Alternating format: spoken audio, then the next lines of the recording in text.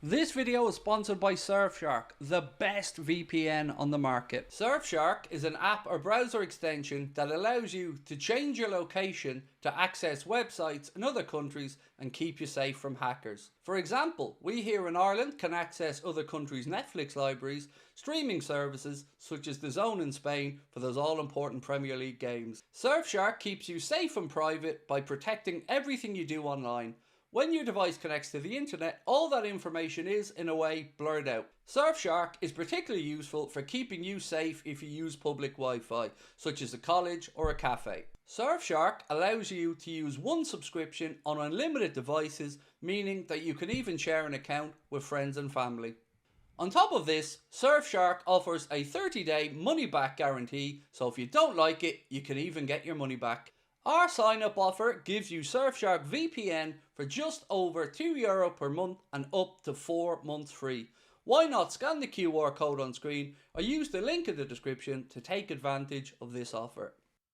What is up, my friends? You are very welcome along to Friday night's Late Night Agenda 100. As always, I'm going to do my best to keep you up to date. And I got to start off with one thing. I'm as frustrated as everybody with Liverpool summer transfer business and the lack of activity that we've seen so far.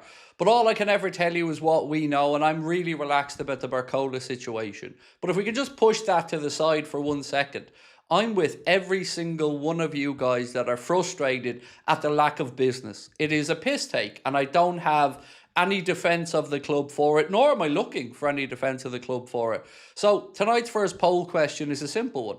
Are you happy with Liverpool's summer transfer business so far? I mean, I think it's going to be a landslide of an answer, but I'm interested to know because today I've spent a lot of time obviously reading through your comments, going back and forth behind the scenes with people, trying to find out as much information as we can. And what I've garnered today is that everybody is very relaxed about the BARCOLA situation, but frustrated with everything else. And that's what I wanted to differentiate tonight. So when I feel relaxed about one situation, it doesn't mean that I'm absolutely not fuming about other situations. And BARCOLA aside, it's been an absolute shambles and the manager deserves better. And we're playing catch up and we're scurrying around and there's no plan. I've been saying this all window. So nothing has changed from my side about that.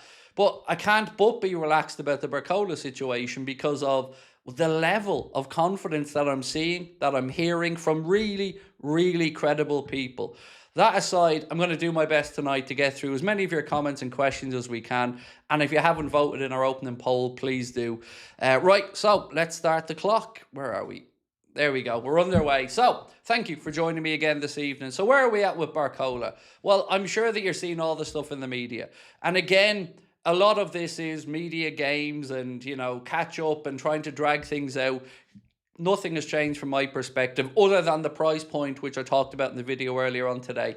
It seems as if we were informed, I don't want to say incorrectly, but the 115, the 115 million euro is apparently the base figure. And I apologise on that. That was the number that was thrown to us. But today, speaking to other people, that was the knock on a media figure, and then they're still working on the add-ons and the clauses like we've said. Now, if I could tell you 4 or 5 journalist names right now that are all saying the same things, I think you would feel every bit as relaxed about it as I am. But of course, when you see people like Romano and others out there talking about the deal and saying there's a long way to go, I understand it. I can't do anything about that other than tell you what I know, and that's what I know. So after that, I'm with you all. It's a shit show, and I don't know what's happening with Mbaye. I'm going to talk about that tonight. I've been able to find out nothing concrete on that whatsoever. I do have a little bit on a Liverpool official over in Milan, and we'll talk about that in a little while as well and try and figure out what that is. But outside of BARCOLA, there's a lot I don't know, and there's a lot as a fan that I want to know and I want to see figured out because it isn't good enough. And I sympathise with every single one of your frustrations because this isn't a window that's backing the manager.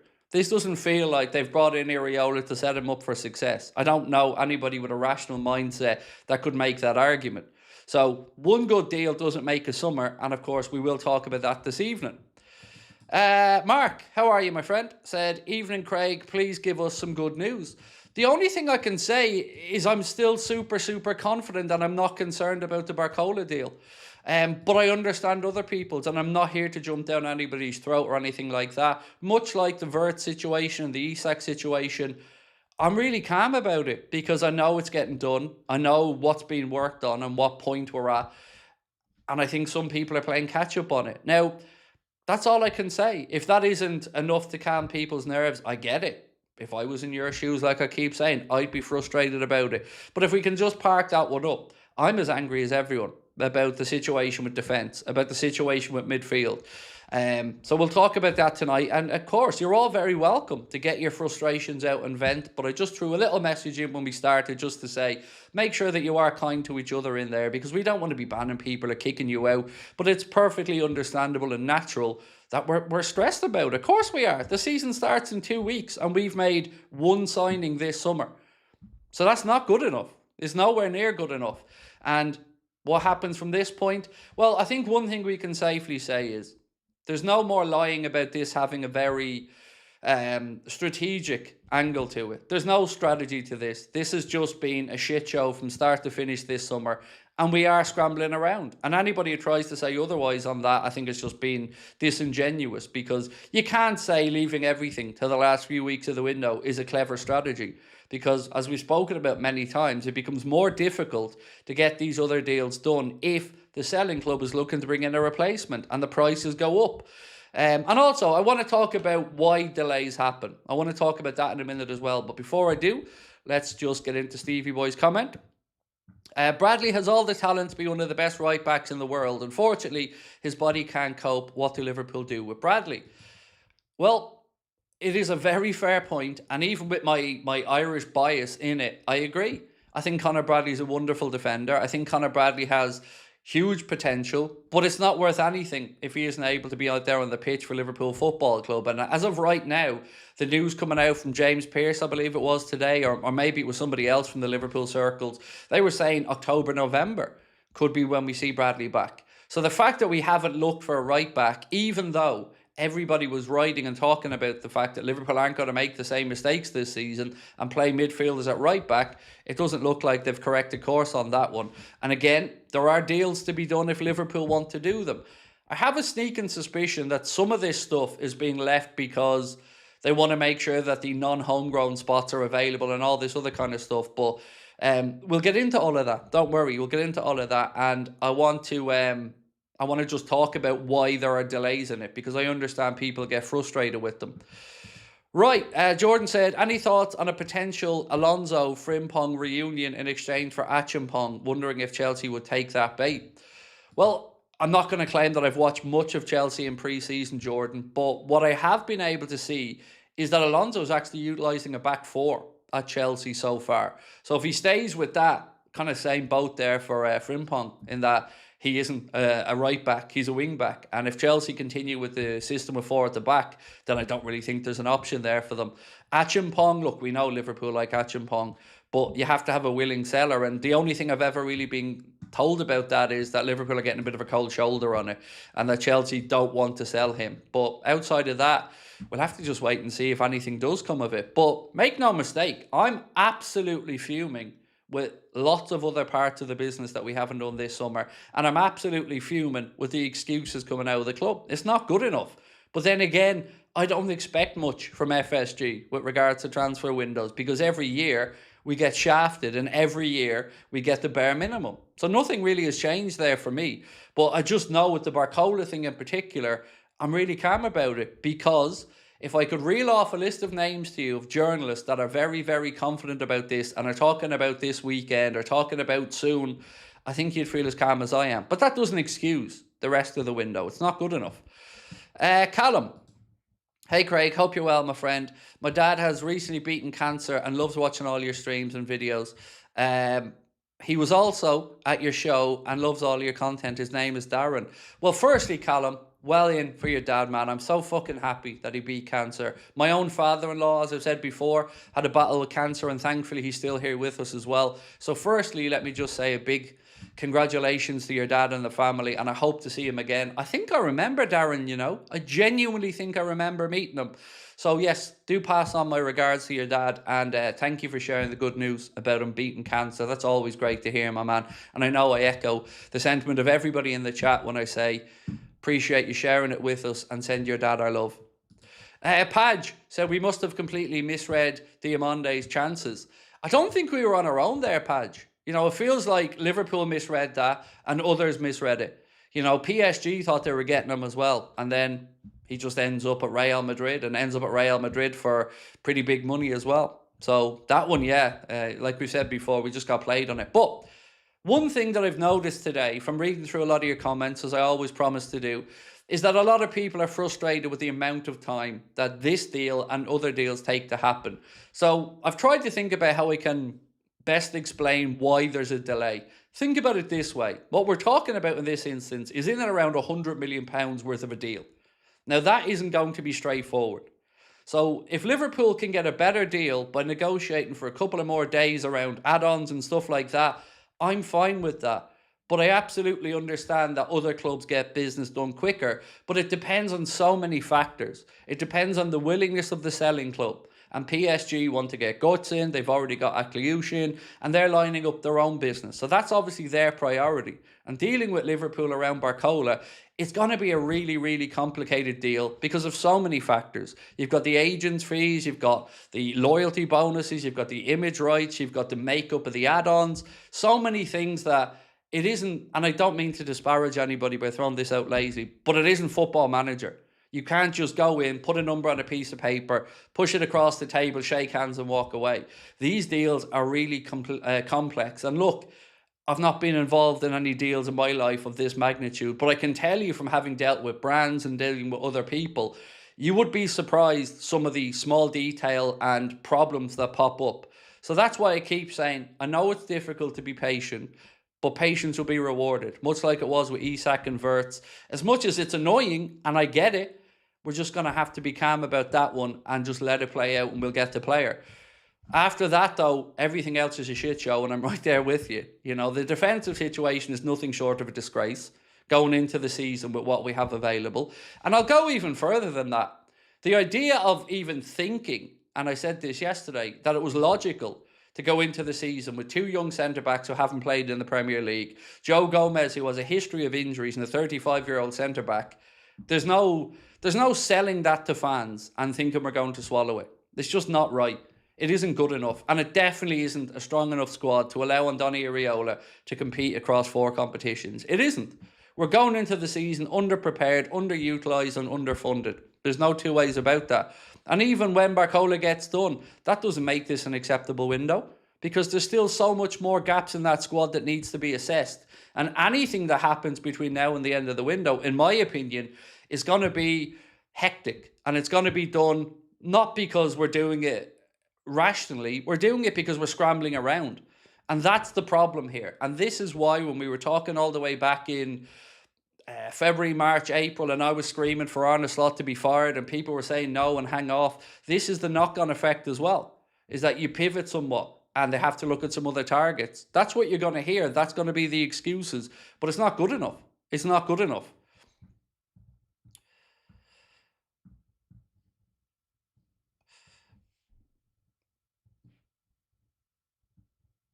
So yeah, that's where I'm at with the window in general. I'm absolutely in the camp of thinking this is a piss take. We need 2 defenders, a right back and a centre back.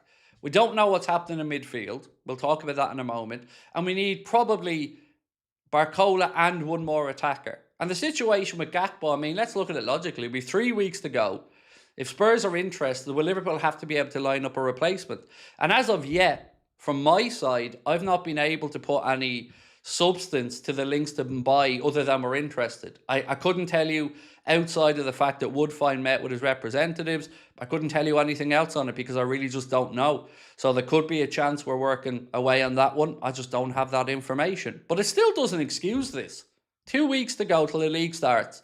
And Iraola will be starting it as we sit right now with a centre-back probably being dragged out of midfield, out of position to start the league. That's not a good start. That's not good enough. That's not acceptable. So you're right to be angry about it. I'm fucking angry about it. But I don't want to take that anger out on you guys, which is why I'm coming in to try and answer your questions and get through as much as we can. But yeah, it's not good enough. You're right, it's not good enough. I've been saying this for years about FSG. They do the bare minimum that they can get away with, and fans just forget about it, and then the big promises start.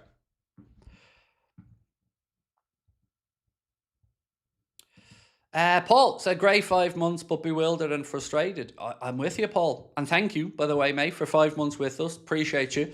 But, mate, I'm fuming as well. It's absolute bullshit. It's not good enough. It's not good enough. It just isn't. The window that we've had isn't good enough for this football club. But I've said that about FSG for a really long time. They get away with the bare minimum. There's no rational fan going to look at our contemporaries, the teams that we're up against, and the depth that they have. The Chelseas, the Manchester Cities, even the Manchester Uniteds. Then you're looking at Arsenal and the calibre of players that they're looking to bring in. Bruno Guimaraes is coming in. They're looking to bring in somebody like Julian Alvarez. They were trying for Vinicius Jr. Serious action. But us, yet again, we're being let down by our owners. And I don't know how anybody is left supporting FSG at this point. I don't get it. They're absolute spoofers. And I've been saying it for years. They get away with way too much because everybody waits way too late before they speak up. So, as I said, I can tell you that you said Friday, nothing happened. No, I didn't. I absolutely didn't say Friday and nothing happened. That's absolutely not what happened. Again, I was very careful with the words that I used. And what I said to you was the journalists were told to keep Friday free. And then I came in last night and I said to you, as of last night, they hadn't been given the nod yet. So I didn't say Friday. I'm responsible for the words I say, not the words that you want to put in my mouth. And as I've said, mate, I'm here and I'm trying my best to keep you up to date, have a chat with you, but I'm not going to be responsible for you coming in to just have a pop at me for something I never said. I said the journalists were told. I've said to you time and time again, I don't like putting time frames on any of this stuff because things move along at different paces. That's it. Shin said, not being funny, but the journalists were confident about Diamande too.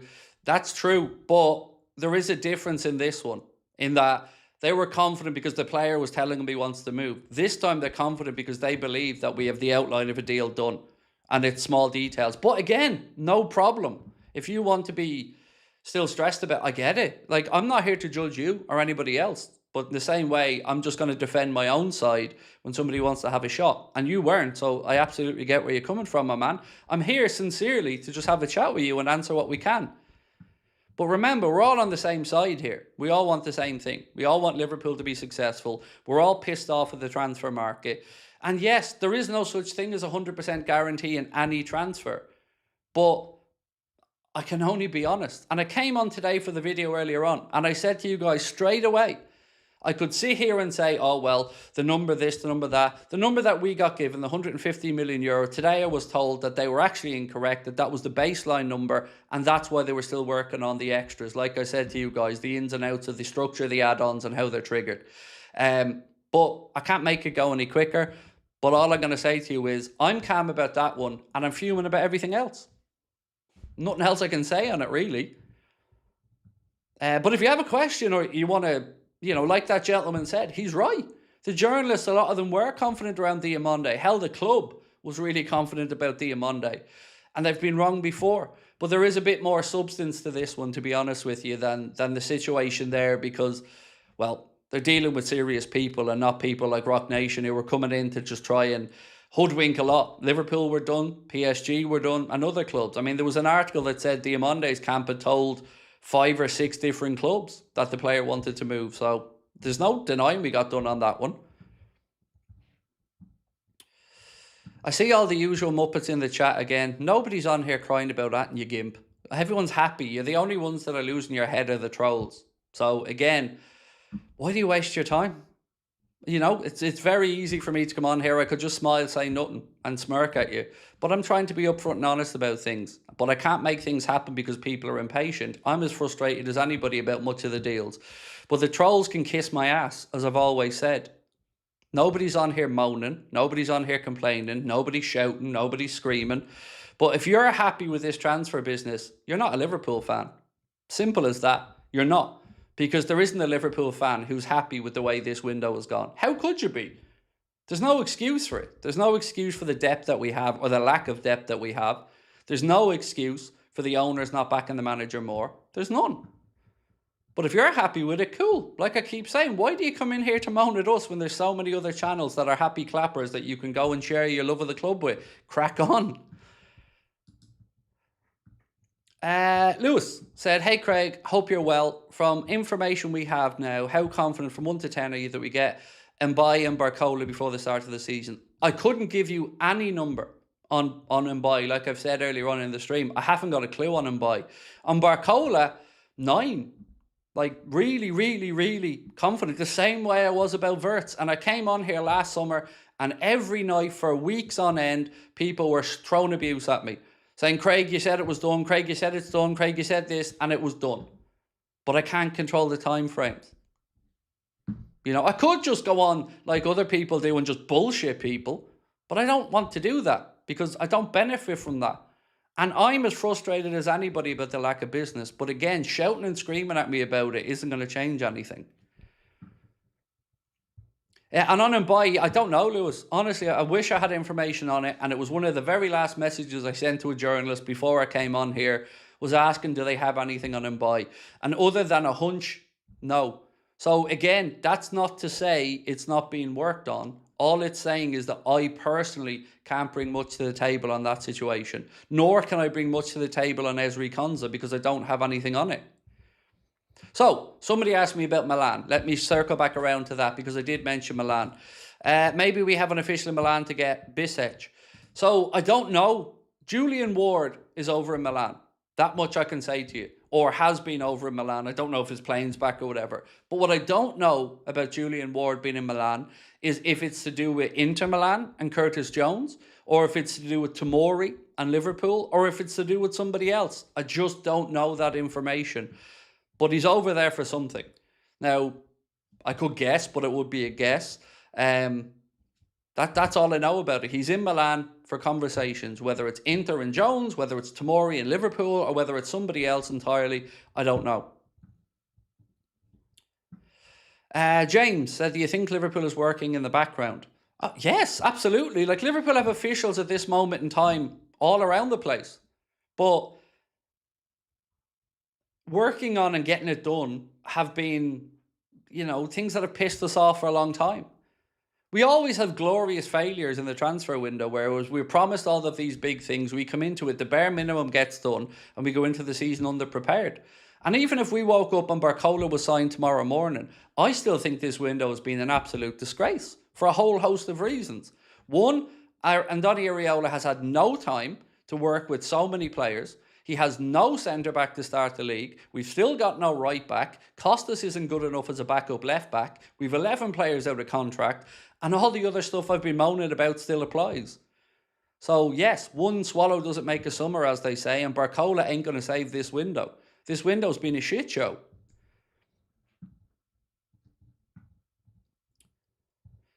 Issa Judah said, do you think BARCOLA will get done on the weekend?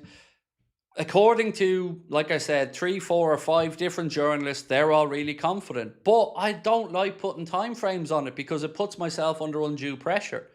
If I said to you it'll be done tomorrow and it's not done tomorrow, I'm going to look like an idiot. So all I can say is it's going to get done. It's much further along than some people are reporting, but it isn't finalised yet. They are working on the contractual, or the triggering of the clauses, how they're related and how high they are. Again, that's all I can say to you. And I wish I had more. What's this one? So, the ITK Space account, Keane just sent this on to me this second, said, my understanding from conversations with agencies and others across the industry is that Liverpool are not actively approaching midfielders largely because Alexis McAllister is expected to stay. The focus is more on attacking targets and, interestingly, a defensive addition, as indicated by the pre-injury interest in Nico Schlotterbeck. So, McAllister one, like we've always said, It felt like that the midfield situation was going to come down to what happened with Alexis McAllister. Now, that doesn't mean if Curtis Jones goes out, we still don't go and get somebody else. But it's never been a priority in this window. Now, what concerns me about it is, it's very well and good saying Alexis McAllister might stay. But if we don't give him a new deal, we're just kicking this problem down the road a season. And then next year, you know what's going to happen. Madrid are going to come knocking with 1 year to go. They're going to tell him to slow play it. The contract will be dragged out and he'll end up going on a free, or we get very little money. So, like I've always said, I'm happy for Maka to stay, but it has to be justified and he has to get a new deal. Because allowing another player to get into that contractual position is just a piss take. Chris said, terrified of Arsenal stepping in and hijacking the BARCOLA deal. Totally understand it, but I really don't think you've anything to worry about from an Arsenal perspective. Right now, obviously, they do need an attacker. There's no getting away from that. But Liverpool are so far along in it that at this point, it would be the hijack of all hijacks, to be honest with you.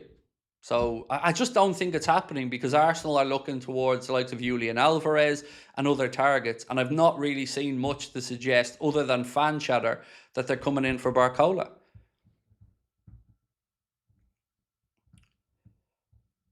Sorry, just trying to get through some more. What positions will be signed by the end of the window? I don't know, mate. I can tell you what we need to do, but outside of the BARCOLA situation, I don't know much. I can't get a read on the defensive situation because nobody seems to know exactly who we're looking at. The names of Konsa's been put out there. Tomori, like I said, has been put out there, but I don't know substantially anything that would put your mind at ease. I still feel like we're going to be angry when the window closes, but I felt that way for a really long time. Like, go back a week and I was on here screaming. I was on here saying this is a piss take of a window. It isn't good enough. And nothing's changed there in my mind. The only one I'm calm about is BARCOLA. Outside of that, I'm absolutely fuming. Stevie Boy said, Craig, thoughts on Gravenberch, Verge centre-back for Newcastle? It's a piss take, Stevie Boy. It's an absolute piss take, because one, Gravenberch isn't a centre-back, and because somebody can play there, it doesn't make it right, as we found out last season when we were shoehorning Szoboszlai and Jones in at right back. It's cheapness. Even the idea that Liverpool can bring in one defender that covers two positions is cheapness. But then again, I've been one of the few people that make content that have been calling out FSG for that cheapness for 8 years. Nothing's changed on my side on that. It's a piss take. If you want me to run through the squad for you, I will. The goalkeeping situation's a piss take. I'm not happy yet with Georgie, so I'm not sure whether he's ready to step up. There's no way anybody's going to tell me that Costas is an upgrade and Andy Robertson as a backup left back. That in itself is cheapness personified. And also, he's got 1 year to go. So we either give Costas a new deal, which would absolutely blow my mind, or we let him go for free in a year's time, in which case we still haven't solved the left back issue. Is Chambers going to step in there? Because I'd rather him than Costas. I don't understand that. And on the right side, it's a piss take. I've never understood why Frimpong was signed. I've said that so many times. Good lad, good player in a certain position, but not for us because we don't play that position. I've never gotten it. I don't really buy into the fact that he was signed just to make Wirtz happy. That would be a €30 million headache and stupid. After that, then, if you go into the centre-back positions, I mean, nobody can defend the depth at centre-back. It's an absolute disgrace. An absolute disgrace. That right now, we haven't seen... Well, we've seen 7 minutes. 7 minutes of centre-back action from the centre-backs that are going to be available or first-choice centre-backs in pre-season. 7 fucking minutes. And those 7 minutes were only because Joe Gomez picked up another injury. Leone isn't ready yet. And that's before we get into him coming back from his ACL, building back up the minutes. Xhaka, I don't know what's going on there. He's apparently a potential doubt for Monaco, when it was really touch and go for the last game. And if it wasn't that one, it was going to be the next one. And then the next one came and it wasn't that one. So fuck knows what's going on there. So yeah, it's an absolute piss take that we're in this position. And there's no part of me thinks this team's going in there to challenge for a league title or a Champions League. It's a joke. Midfield's the only area where I think we can say numerically we're okay. But that still doesn't give us the profile of midfielder that would be most suited to Iriola unless he feels somebody can do a job. Like, I'm absolutely fine with Trainioni stepping up into a more senior position because I really like the guy and I think he's ready. Outside of that, if Maka stays, cool, but give him a new deal. Then we move into attack. We're a little bit unlucky through the middle. The Ekitike situation, that is a bit of bad luck because, 200 million quid spent on centre forwards is certainly a big outlay. The right wing, we're no closer to that being sorted, are we? There's talk of him but we don't know. We don't know yet what the plan is for BARCOLA. Is he going to be left? Is he going to be right? Who's going to start through the centre? Is Isak ready? Is he going to be good enough? Will he be able to play 2 games a week? What's going to happen with Wirtz? Is he going to step up? There is a lot of unknowns. So I'm not going into this season particularly upbeat. I'm happy with Iriola as a choice. But like every other fan, I want to see the manager back, and he isn't been. And somebody made a good point in the chat as well. Iriola only signed a 2-year deal. And he signed a 2-year deal because he likes to earn the next deal. But he also needs to see what direction the club is going in. And if he's not getting the backing, why the fuck would he stay around? Because it's not good enough. He deserves more. Issa Judah said, Craig is fab behind on BARCOLA. I believe so, yes. And I'm not here to disparage him. But I actually do believe he's behind on this one, yes. And it has happened before. But again, ultimately, it won't matter because the deal will get done. Outside of that, let's just wait and see. If Arsenal don't get BARCOLA or Alvarez, they probably go for Nico Williams. I think that ITK Space account was saying something similar earlier on around the situation with Arsenal going for Nico Williams. But I don't know. All I know is other clubs, like you've pointed out to me, have been able to go in and get big business done in this window. And finances don't seem to be a problem. But for us, some people just don't want to hear this. But FSG are cheap. And I'm sick of the club being run like we're some mid-table outfit when we're one of the biggest clubs in European football. And it kind of sticks in my throat a little bit when I see James Pearce talking to LFC's commercial officer and talking about what a huge success the 90 million quid a year deal with Adidas has been, and the expansion plans of the club shops and new shirt sponsorship deals and all this other shit. And we're sitting here going, well, we're not seeing that on the pitch. We're not seeing the manager given the depth he needs to compete. And only last summer, we were told that Liverpool were planning to make sure that we could compete across all competitions and to strike fear into the domestic and European opponents. It's a piss take. It's a piss take. And every year they get away with it. And every year they make excuses. And every year the big promises start about the next transfer window and nothing really gets done to the extent it should. Ella, how are you, my friend? Hello, Craig from Rome. Looks like moving over in 1 year. Congrats. I love it. Always good to see you out and about, Ella, and enjoying life. Thank you for sharing. Kelly, how are you, my friend? Said, good evening, young Craig. Robbo gone to Spurs. Gakpo possibly the same destination. That surely leaves negotiation for Spence, who was outstanding at the World Cup. There's no denying, Kelly, that a deal for Spence is there. If somebody wants it, whether it be Liverpool or somebody else.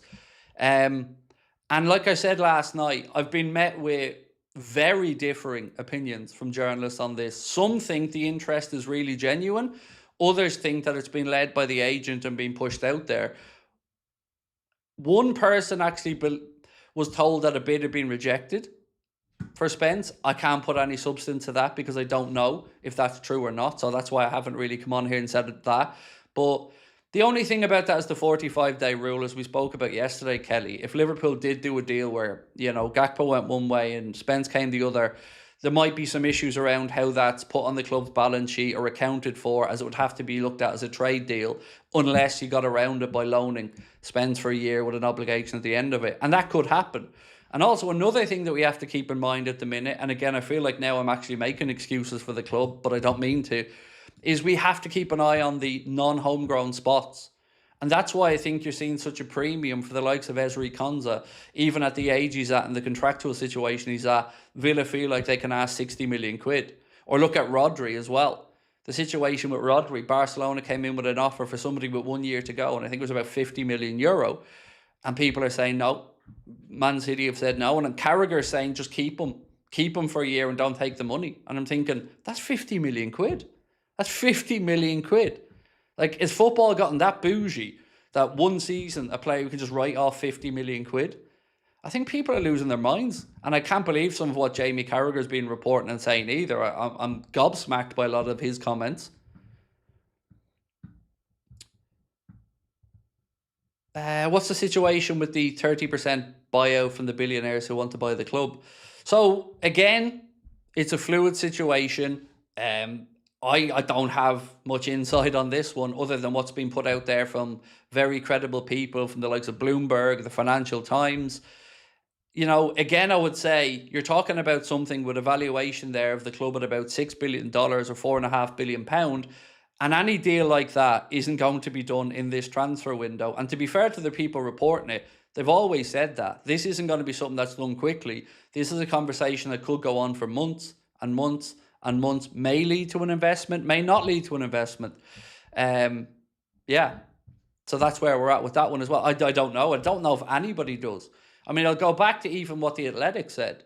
The Athletic did a piece on, I think it was either Football Podcast or they put it up on the site, where they said, from their understanding, the initial conversations are more around an 8 to 10% investment, with 30 being the upper level. Now, you've seen other reports that said 30% and they want a controlling interest in the longer term. So, truth is, I don't know on that one. And I'm not really arsed about it at the minute, because at the minute I'm focusing on transfers as a fan and wanting to get these deals done.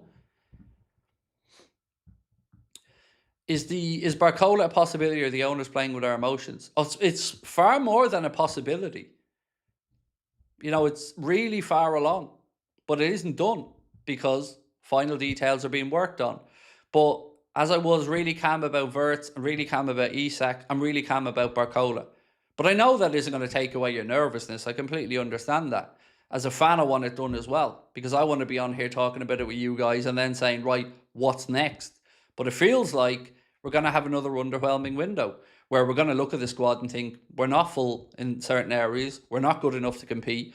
And again, the owners are expecting the manager to operate with a hand tied behind his back and pull out miracles. Why is it that our owners always talk about a manager coming in to overachieve or punch above their weight? We're Liverpool Football Club, for fuck's sake. This is ridiculous. Give them what they need. Give them what other clubs are giving their managers.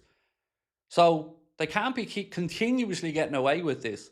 But there's too many people in Liverpool circles that don't want to say what needs to be said. There's too many people. And then they try to say, the ones like me or others that do speak out, we're just moaning, we're a problem, we're toxic. But we're not. We're speaking for the majority of Liverpool fans who can see this for the shit show it is. It's not good enough. The owners haven't been good enough. The owners aren't good enough, and they're not going to change their ways going forward. There's no planning to this window. It's an absolute shit show. Where are we? Carbon said, I don't understand why some want Cody gone. He only had one bad season. The other seasons he scored 7 for the half the season, 16 the second season, and 18 the third season. I've always tried to say it this way about Cody Gakpo, and it's only my insight. But from seeing people every week and from doing the watch-alongs and from reading the comments, I've always felt like Cody Gakpo, in some people's minds, was being expected to do things that he never did.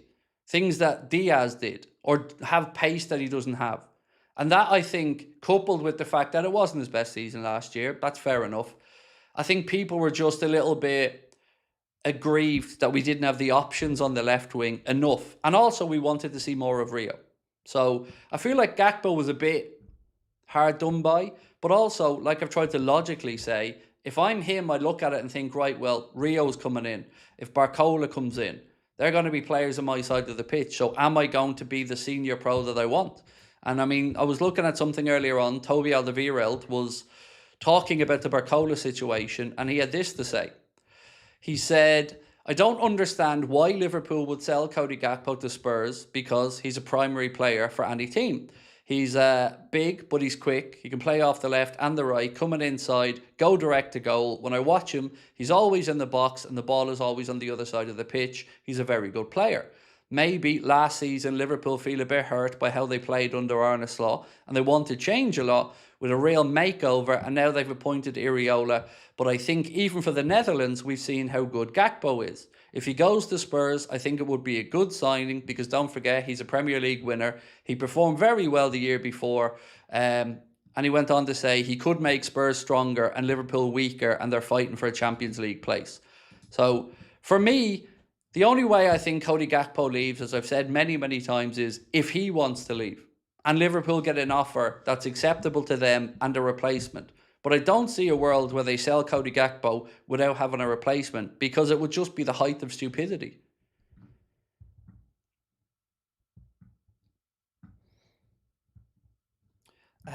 What's this one? Robbo said, Craig, is it possible that FSG are moving players in the hush-hush? Well, they're definitely talking, but like, I find it hard personally to give them the credit for that or the benefit of the doubt on that. Because as I said yesterday, we're now 9 weeks into a 13-week window. We're into week 10 of a 13-week window. So the idea of giving them the benefit of the doubt to think, oh yeah, they're working on stuff, I'm sure they are. But it's not well thought out planned stuff. It's scrambling around trying to make do stuff. And that's not good enough. Because if I was to predict this, and I am, what you're going to hear is, this is my guess, that when the window closes and we're all pissed off and we haven't done enough of what we need to do, what you're going to hear is something like this. Liverpool had to change managers, and with changing that manager, everything had to be re-looked over, and Andoni Iraola had to look at the squad, and Andoni Iraola had to talk about the profile of midfielder that he wanted here or there, and that's what you're going to hear. But you know what I hear? We're dumb fucks who didn't do what needed to be done when it needed to be done. We were too busy blowing smoke up people's arse and trying to pretend like Arne Slot was good enough, and it wasn't a shit show, and now this is the result of it. Because if they had have done it earlier, they would have had longer to prepare. But they didn't. Because Richard Hughes continued to back Arne Slot. So many people in the media continued to stick their fingers in their ears and try to pretend like our season wasn't an absolute disgrace. It was, and he should have been fired a lot sooner. So that will be, in my opinion, their excuse for not getting everything done in this window. But it is just that, an excuse. And I'm fed up with them as a fan. Jack said, get rid of Gakpo, I don't care anymore. I mean, I'm open to him going, Jack, but only if we have a replacement. The idea of selling on Gakpo with another player after BARCOLA is just the height of stupidity. And that's not aimed at you, bro. I just mean in general at the depth level. Like, whether we want to admit this or not, Gakpo could help at the start of the season in particular, as he can play centrally, although I don't like seeing him there. But he is an option, and he does have some credibility, and he knows where the goal is. So to get him out, I understand Liverpool would want a big fee. And again, it would have to be happening soon enough, because we'd have to look around for a replacement.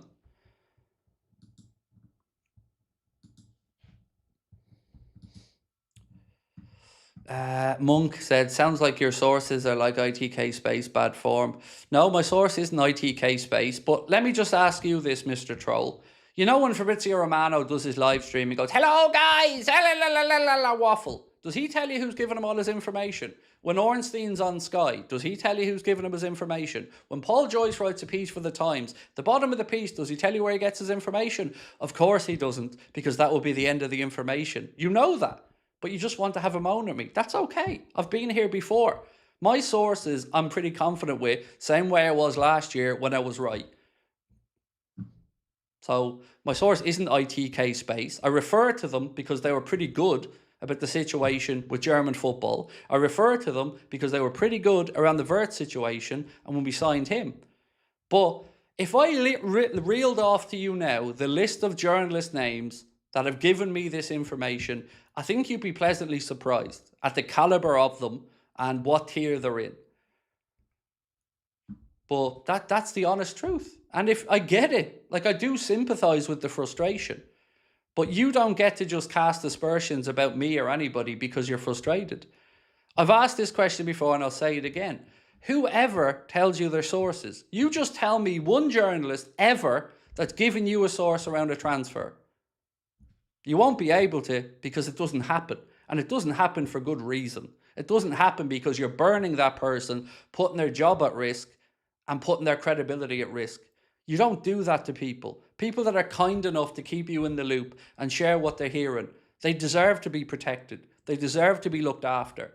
And I'll never throw one of them under the bus just because a troll is impatient. That's not how this works. And that's not the way I operate.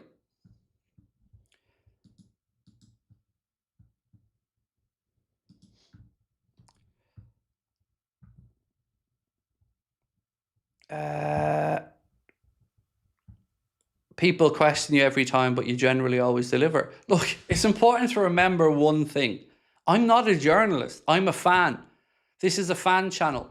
This isn't Craig writing for the Independent or Craig writing for the Times. I'm a fan. That's it. I'm a fan who happens to run a pretty big platform and happens to get some information. But I'm somebody that always says, I'll tell you what I know, I'll tell you what I don't know. I'm not afraid to tell you when I don't know something, but I'm also not responsible for other people's impatience. I learned a lot with the situation with Wirtz last summer. I learned what I should hold back and what I should say. And I could tell so much more, but I don't need to, because I don't want to get people in trouble. And that's it. If it's not good enough, no problem. Like I said, I'm here to be as upfront and answer as many questions as I can. But remember, I'm not a journalist. It's a fan channel. That's it. So first and foremost, I'm a fan. And first and foremost, I'm as pissed off as everybody else. And I've been, I can't win in this. If I come on and get angry about the transfer situation, I'm negative and people come in and say, I'll never stop moaning. If I come on and give you some information and it doesn't happen the next day, I can't win either, because people come on and never moan at me about that. So there's very little upside in this for me. And people go, oh no, but you get views. Yeah, for a week or two. That's not going to keep the channel going. It's all like, respectfully, the people who are saying this are just tick. There's no other word to describe them. They're just stupid people who have no intention of being genuine about what they say. And they won't come back in and go, oh, you were actually right about that, or you were spot on about this. So I've learned a lot, like I've said, and it's why I'm not screaming and shouting here at people, and I'm calm about it, because I'm well prepared for this level of frustration, because I've been on the end of it for a couple of years now, and it's part of my job, and I accept that. Where are we at? Hey Craig, looking like the 7th or 8th this season. I mean, I can understand where, like, for us to get up to where we'd want to be, we need luck. And I don't like relying on luck, because it's not good enough. To say, oh, we need to be lucky with injuries. We need to make sure that, things go our way. That's not good enough. That's not putting your best foot forward. So I understand where you're thinking 6th or 7th, because rationally, I really don't know. I wouldn't be able to put a guess on where we finish in the league this year. But I do know we're not prepared. I do know we're not ready to start the season. I do know we don't have centre-backs. And I do know Iriola deserves better. It's so yeah, 6th or 7th, I get it. Look, let's look around at who's going to be there and what they're going to be doing. You've got Spurs and Chelsea, who are out there spending ridiculous amounts of money. The channel won't allow me to send super chats for some reason. It's not on us, Benny man. We don't have control over allowing or not allowing people to send a super chat, bro. So, if I could flick a button for you and make that easy, I would. But unfortunately, dude, that's not an Anfield Agenda thing. That's a Google thing. Now, if you're getting a particular error message or anything, of course, I can try and help you out and find out what's causing it. But, certainly don't ever feel like there's any obligation to super chat, right? You've been here and watching's more than enough, my man. And I know super chatting will get the comment read out. I get that. But I'll try and get to as many comments as I can, because I want to get your perspectives as well. Are you happy with our winger options if we sell Gakpo and Chiesa and get BARCOLA and buy? It's hard to say happy, because I'm open and say I don't know enough about Mbai to know whether he's ready for the now or not. With Gakpo, whether we think he's good enough or not, we at least know he's experienced enough and ready for the here and now. But it wouldn't be the worst depth in the world to go into the season, in your instance, Tobias, with Rio, BARCOLA, who else are we talking about in wide positions there? And we probably still need another one. If Chiesa went as well, because that's another, and of course you've got Victor Munoz. So we're not far away. And I would say that's an upgrade, personally, on what we had last year. But there's still a lot of unknowns in there because a lot of these guys wouldn't have kicked the ball in the Premier League yet. And what we don't know is how BARCOLA will adapt to the Premier League. Same way we didn't know how Wirtz was going to adapt initially, or Isak, to a Liverpool move, I mean. So yeah, I'd say my instinct would be to say yes. I'd view it as a good enough set of wide players, but the greedy part of me would rather keep Gakpo and maybe look at the Gakpo situation again in January if he wants to move somewhere when we have Ekitike back and we're back to a full complement through the middle. Because also Jayden Danns isn't going to be ready. Will Wright, as much as I enjoyed watching him in pre-season, it's pretty clear that he's not ready yet to play senior first team football. So he's not really going to be an option through the middle either.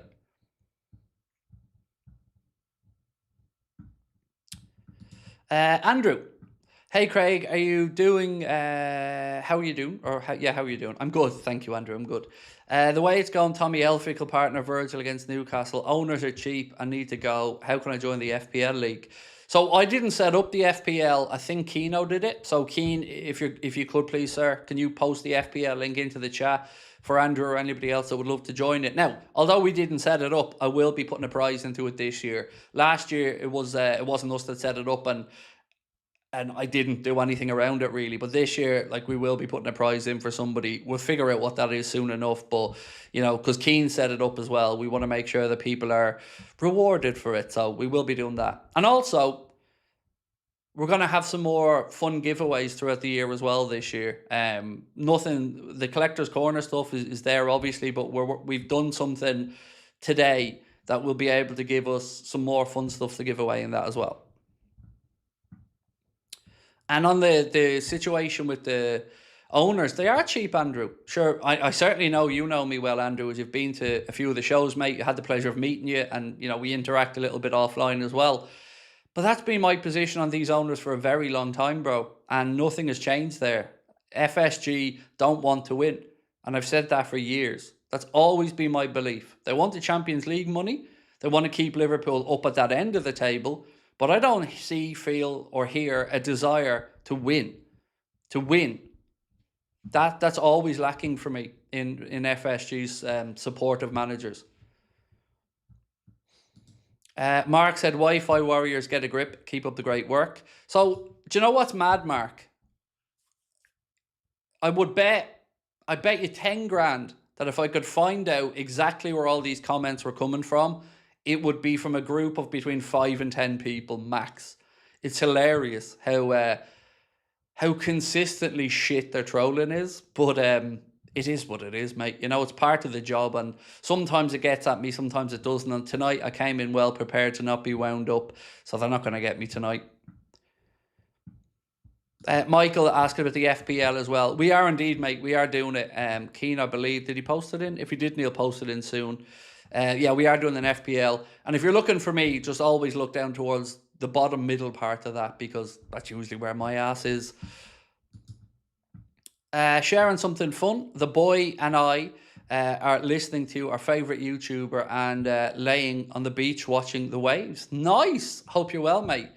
That's class, man. And much love to you and your son. I hope you're having a good time. That's class. Laying on the beach, looking at the waves. That's cool. I'm in here with a fan on me because it's a bit warm today. But yeah, always good, my man. And thank you for sharing some positive stuff. Right, so on this one, I think we've left this long enough. We asked, are you happy with how our transfer window has gone so far? 89% have said no, 11% have said yes, and genuinely I'd love to know who the 11% are that said yes. I would say maybe there's 2 or 3% that are Liverpool fans, and the rest I think are probably on a wind-up. But as bad as we think it is bad for Newcastle. They've been linked today with Hoyland. Or is it Hoyland? What's the dude's name? The one that used to play for Spurs. Hoyland, isn't it? Pierre Højbjerg, that's the one, sorry, Højbjerg. Imagine losing Bruno Guimaraes and getting linked with him as a fan. So yeah, however bad it is for us, and it's bad, the poor feckers up in Newcastle are really having a disaster of a window. Higgins said, hey Craig, hope you and the family are well. It blows my mind that people come in and have a pop at you. Is this the first time they've watched you? Look, it's part of the job. I get it. You know, I tried to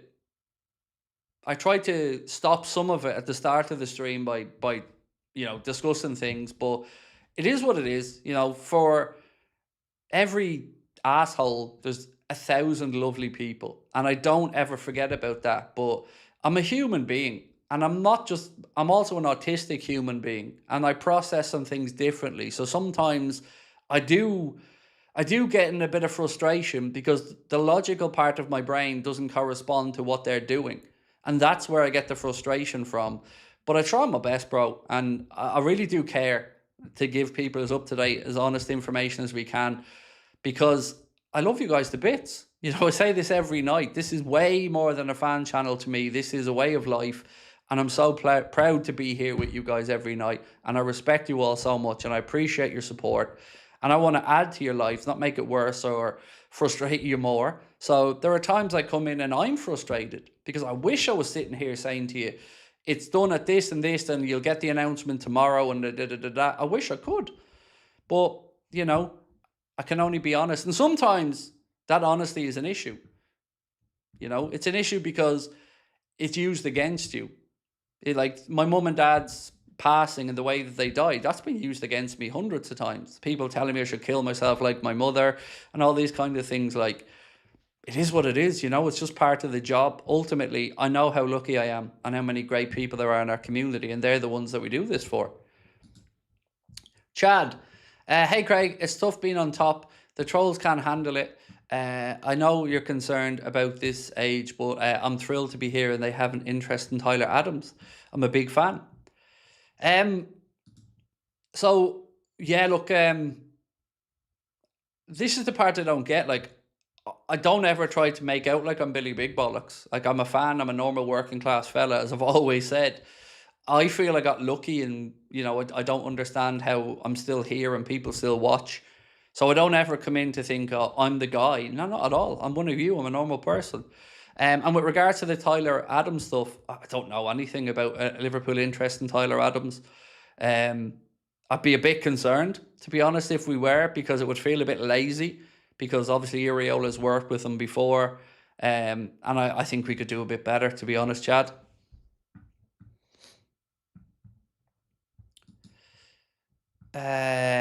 Trolls need to get laid and get jobs. No, you have to be fair. You have to be fair now. There's no way these fuckers are getting laid. No, even if they're paying for it, there's no way they're getting laid. That's why I keep telling them to do some self-exploration. I know there's some kids watching, so I'll cut down the blue stuff, but yeah, they need to go and do some self-exploration or something like that, because they definitely are too wound up for their own good.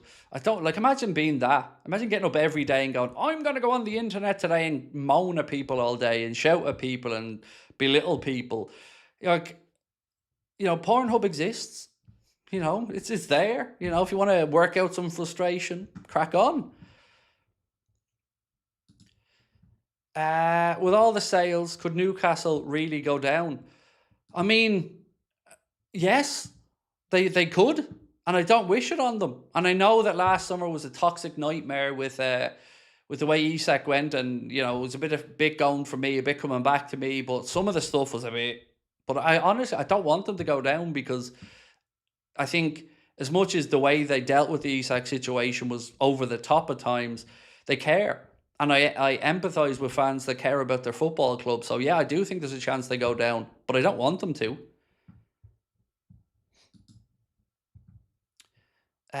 Much love from Derry. Thank you, Robert. I've never been to Derry, mate. Would you believe that?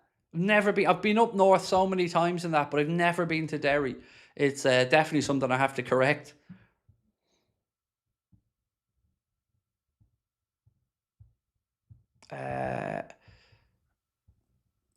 Oh, this is Alan. I borrowed my wife's phone. Love the determination, Alan, to get back on the stream, mate. Love it. Well in. Ken said, Craig, you speak for us Liverpool fans. That's what we try to do. And that's, you know, that's all we ever try to do, is speak up, you know, because it isn't good enough. It hasn't been good enough. The owners aren't good enough. And what really frustrates me is when we come on and I say this and I moan about FSG and I say this, that, and the other, people say, but Craig, they did this. They did. And I always credit them for the good stuff, but it doesn't negate the bad stuff. You know, the Super League was a disgrace. The lack of real strength in the market's a disgrace. And they don't run the football club like it's one of the biggest sporting institutions in the world.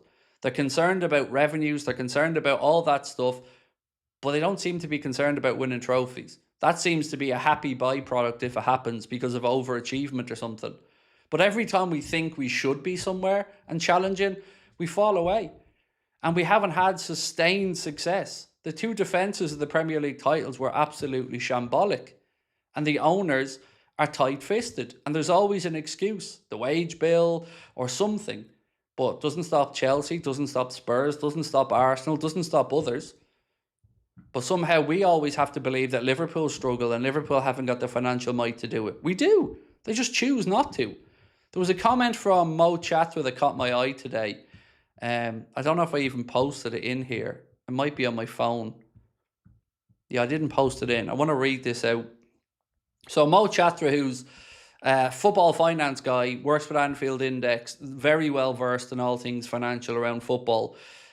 He was, actually, shit, I think I deleted it. He was replying to one of the posts from one of the French journalists that were talking about, you know, Liverpool not having the money to complete the BARCOLA deal. And he basically said, don't believe everything you read. Liverpool absolutely have the money, but it doesn't mean that they want to spend it frivolously. So if we get BARCOLA and it works out that, yeah, we were a few days late with it, but it's a better deal for us that may allow us to do something else, I'm okay with that. Because a lot of the details in the structure and stuff of the deals and when it's paid and stuff like that. And actually on that, I seen something on Sky just before I was coming on about the difference between SCR and PSR. So obviously the new financials for this year. It used to be that all the revenue was calculated over 3 years and you could have up to 105 million in losses over that 3-year cycle. This season, it's changing. The on-pitch spending each season is to be no more than 85% of football revenue. Now, that is for clubs that aren't in Europe. Clubs that are in Europe have to operate in and around 70%. There's a green threshold, which means that if you're in the green threshold, 85% of on-pitch revenue can be spent without any sanctions. After that, there's a red threshold, which is 115% of on-pitch revenue could see you with a fine and up to a 6-point deduction. So these are things that are done every year now. So the anchoring and the way it's done is very different to before, and I'm still getting to grips with it. But if you're looking to get a quick explainer of it, jump onto Sky Sports and they have a very good piece on there that explains it in a couple of minutes.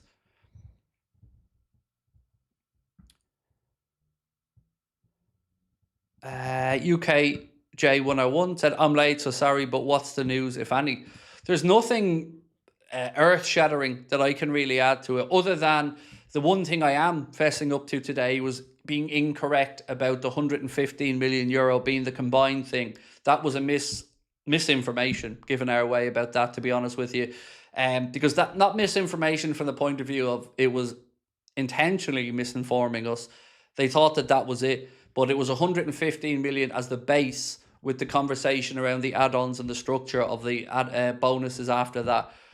So yeah, that's something that I mentioned in the video earlier on, and I went out of my way to say when we started the stream tonight as well, to be as upfront as I can with people. 115 million euro is just the base, and then after that there's the add-ons. And the add-ons, I haven't got a clue, but it won't be anywhere near 170 million euro. It won't get up to those numbers because Liverpool won't pay that.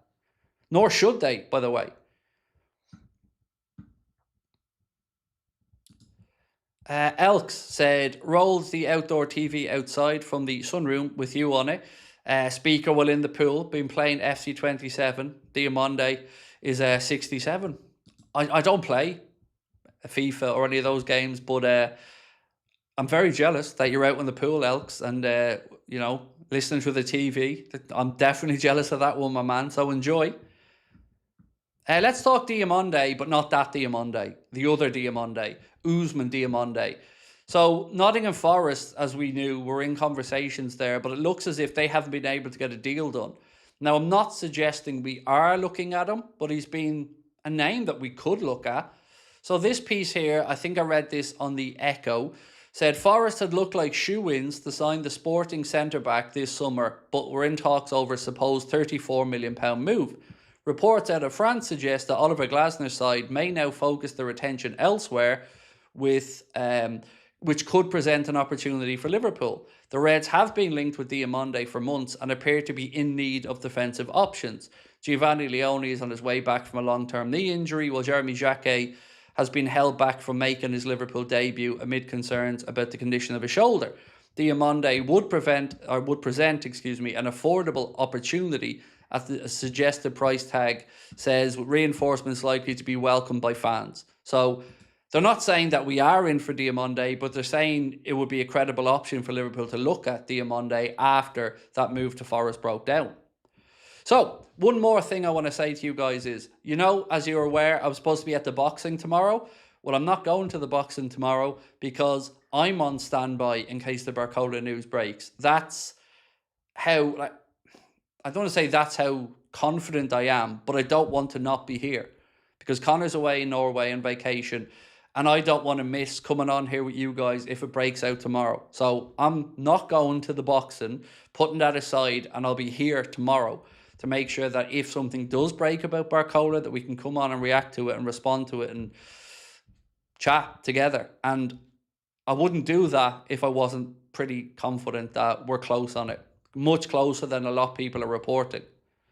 So yeah, I hope we have something positive. Another journalist who, no, I can't say that because that would probably give something away. Yeah, best to just say an extra journalist came in today to basically underline the confidence around this deal.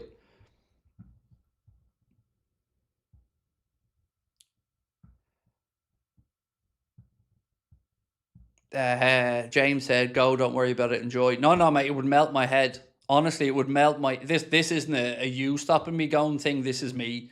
It would melt my head if I was in there and I got an alert on my phone that said, you know, deal agreed for Bradley BARCOLA, blah, blah, blah. Oh, mate, it'd melt my head. I wouldn't be able to get into the car quick enough to get home. Like, it would...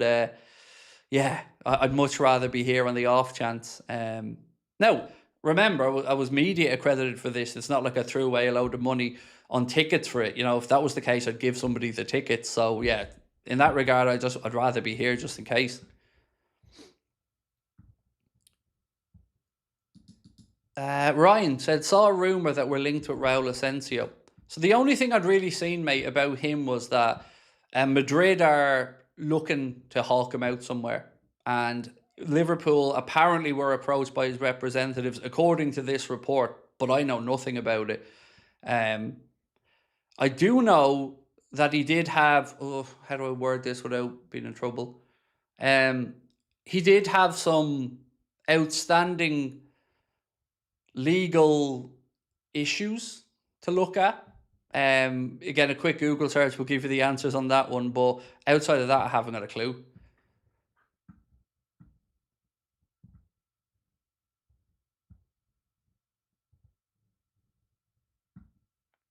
Eddie said, it's like FSG are allergic to winning titles and spending money. There's so many clear indicators, Eddie. Remember when we signed Slot? What were they saying when we signed him? Why did we sign him? You didn't hear that we signed him because he was the best coach in the world, Rotten. You heard that we signed him because he was able to punch above his weight in the Eredivisie with Feyenoord. He was able to go up against the likes of Ajax, who had more money and deeper pockets. And then again, when we appoint Iriola, what is it that you're hearing? We're appointing a coach who has a track record of improving players and overachieving at smaller clubs. Over and over again with FSG, they don't hide who they are. It's there for everyone to see, but some people just, either out of love for the club or, I don't know, some other reason, don't want to see it. They're cheap. They're not cheap when it comes to adding value to the asset that will make the money at the end of it, but they're definitely cheap when it comes to what they want to do and what they want to win on the pitch. You know, think back to the things that we have won. If it wasn't for Jurgen Klopp, FSG would be nowhere near as well regarded by people. That is the one thing that has gotten them out of so many scrapes. The fact that FSG appointed him, and that is brilliant. But to me, I also, and I don't know this, but as a fan, I feel like they're also part of the reason he left. And I've never bought in that everything was happy behind the scenes there all the time, because Kloppo looked exhausted. And I've also tried to say, why do we think we've had so many sporting directors over the years? I think it was Mo Chatra did a piece a while back that said, in the football world, Liverpool is known as miserly. So yeah, all of these things just add to me believing they're cheap. And like I said, doing the bare fucking minimum. That's where they're at for me. They're just not good enough. They're good enough to a certain level, but football's gone in a slightly different direction now. And I've tried to say, when they came in, I understood they wanted to be the smartest guys in the room. They wanted to look at FFP, and they wanted to turn Liverpool into a cash generating machine, and that then they could be up there competing with the big clubs. But football's gone in a different direction since that. And unfortunately, transfer fees are an absolute piss take. And we have to be part of it, or we're going to be left behind. That is the truth. And we have been part of it to some extent. Like, we spent big money on Wirtz and Isak, but that's one summer. One summer out of all the years they've been here that we've had that big net spend. And as I keep trying to say, even in that summer, Arsenal had a bigger net spend. And they won the league.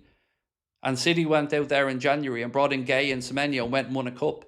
Meanwhile, what did their owners do? Stuck their fingers in their fucking ears, pretended like everything was great. And then, as I said, Eddie, how many sporting directors have we gone through it in the club? And why are they all leaving? Why does Hughes think he's better going to Al Hilal than staying at Liverpool Football Club? Why did they bring Edwards back? To give him a job for, 3 years and not do anything? They didn't go into the multi-club model. They wasted his time. There's so many things that they just get wrong that it baffles me how they've anybody in support of them. Brian said, to be honest, Craig, this BARCOLA saga is dragging on too long. I don't know what you want me to say to that, mate. I had the same thing last year with Wirtz and Isak. I get it, but I can't make it go any quicker. So, too long for you, I get. I'm more concerned about what happens after that deal, to be honest with you, because I'm not getting a lot of encouragement that there's 3, 4, 5 more deals to go, deals set up for players to go out on loan or at. Like, that's the part that concerns me. But I tried to, it's like, these are big deals. You're not going to agree £100 million. Like, imagine you were buying a business and you were buying £100 million business. That's not going to be done in a weekend. Those contracts and all aren't going to be sorted out that quickly. These are hard-fought deals with so many intricacies in them, whether it's about the structure of it, the time frame of it, the structure of the bonuses, image rights, agents' fees. They're really, really, really complex things. So they're not going to be done in a day or two. You might get an outline agreement as up. It's not like rolling a piece of paper across the table to go, that's me offer, and then you shake hands and walk away. You know, they're really, really complicated things. And yes, sometimes they accelerate quicker. Sometimes you trigger release clauses, and there really isn't these deep negotiations because you have to pay it up front. But they're complicated deals, and that's why they take time. And that's why I never want to put time frames on them, but I'm very confident it gets done.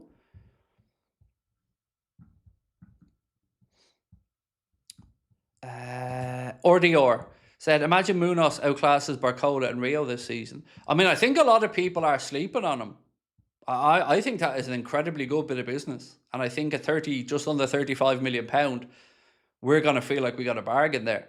Like, he's the type, he reminds me of, and I don't mean stylistically, I mean with his energy. He reminds me of Dirk Kuyt to some extent, in that he's just a ball of energy and will always be running, always be pressing, always be doing something. And he'll be an absolute nightmare for defenders. Like, I'm buzzing that we got him.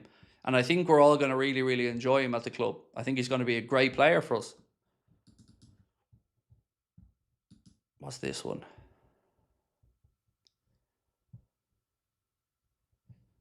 So this coming out from an Inter news site that said, and credit Centre Cop for this post, that said, Inter cannot move forward with a deal for Curtis Jones due to a surplus in midfield, including Frattesi, Aslani and Massillon right now. If a move cannot be made this summer, a plan is in place to sign Curtis Jones on a free transfer in 2027. Now, obviously this is conjecture at this point, but if we let Curtis Jones leave for free in a year's time, surely that is the straw that breaks the camel's back for people with these owners.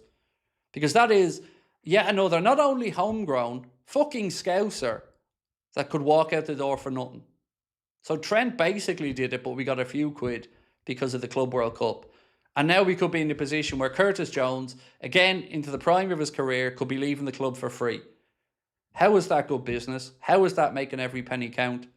It's ridiculous. And we're constantly in these situations. Constantly. Costas, out of contract in a year and isn't good enough. Gomez, out of contract in a year and can't stay fit. Jones, out of contract in a year and seemingly wants away. So many of these feel like when Liverpool decide that they don't want to go to a number with a player like Diaz, like Jones, it seems to be, well, fuck it with the consequences. Whatever happens, happens. And how are we going to fill out all these squad places when all these lads walk out the door for free? Because they haven't replaced Canada yet. He's walked out the door for free. They didn't want his wages on the books. They haven't replaced Mohamed Salah yet. They haven't replaced Robbo yet, and they're trying to tell us somehow that Costas is good enough. No, he isn't. That's why he tried to send them to Roma. But they didn't even want them. And now I'm supposed to believe with a straight face that if we have an injury at left back, he's going to be good enough to compete against PSG or good enough to go into the Champions League knockout stages. It's not logical. Doesn't make sense.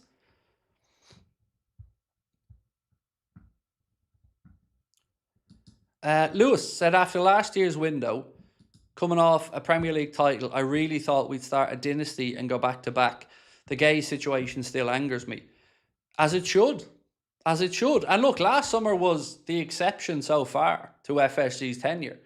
Like there's no... And I didn't moan about transfers then all the way through until January when we didn't do anything at centre-back because our situation had gotten worse at that point.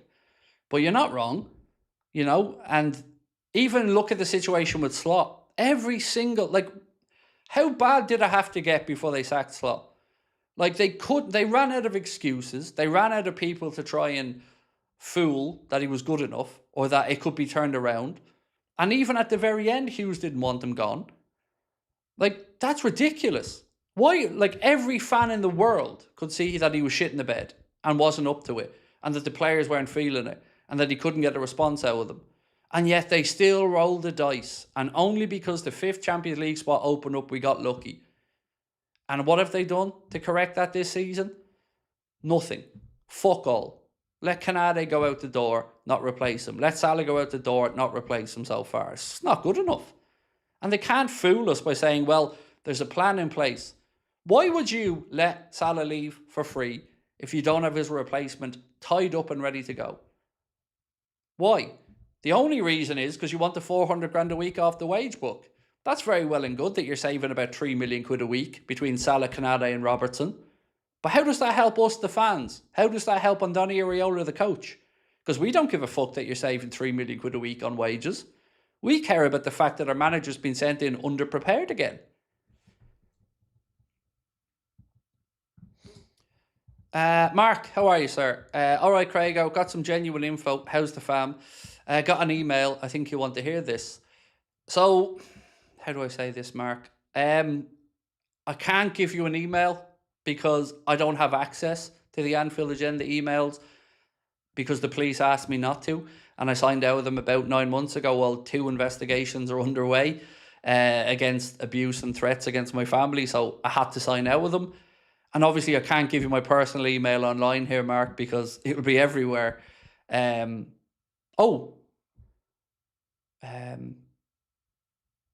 Yeah, sorry. Maybe you can message Keen on Discord or something like that, bro. But I can't give you anything to email me on because I'm not signed into the company ones, as I mentioned. And I know that sounds weird, but what was basically happening was I was going back at these people who were threatening us and saying, fuck you and blah, blah, blah. And the police were just like, all right, Craig, step away here, bro. Itachi, 16 months with this wonderful community. Let's get BARCOLA over the line to be upbeat again. Much love. I'm going to be really honest with you, Itachi, mate. BARCOLA doesn't calm me down. That getting done isn't going to be enough for me. I'm still going to be fuming. Because it's not good enough. Even if we got everything sorted out, it's still after the season started by the time it's all finished and done. And it's still going to have us playing catch up. Even if we went and signed, I don't know, Ousmane Diomande tomorrow at centre-back. Well, he's still not going to be ready. Still not going to be up to speed. He's still not going to be settled. He's still not going to be tactically where Iriola would need him to be. And it's not good enough. You know, the manager's going into a season again when he doesn't have enough depth. And he hasn't had enough time to work with them. Like, again, remember what I said earlier. We've had 7 minutes of senior centre-back action in pre-season. 7 minutes. That's ridiculous. Jacquet, we still don't fucking know what's going on. Leone ain't going to be ready yet. Bradley, we know, isn't ready till October, November. It's just mental. Like, how can they run their own club this way? Thank you, Oxysot. Appreciate you. Mark said it's all right, Craig. I understand. Honestly, I'd love to read it, Mark. I'd love to read it, mate, and I'd love to know what it is. Like, if you want to just bash it into the chat there and obviously not give up where you got it from or whatever, and I'll read it out, dude. I'll happily read it out. But honestly, yeah, I wish I could say send it here. And even if I said to you, send it to the company email at the minute, Connor's on vacation, so he wouldn't even be able to forward it on to me. Mr. Mullen, 3 years, bro. 3 years. Look at you. 3 years as a member, man. That's amazing. Thank you. Craigie, you're the best. Need BARCOLA to let me rest, but 36 months of loving the content. Still a lot to get done. Much love, bro.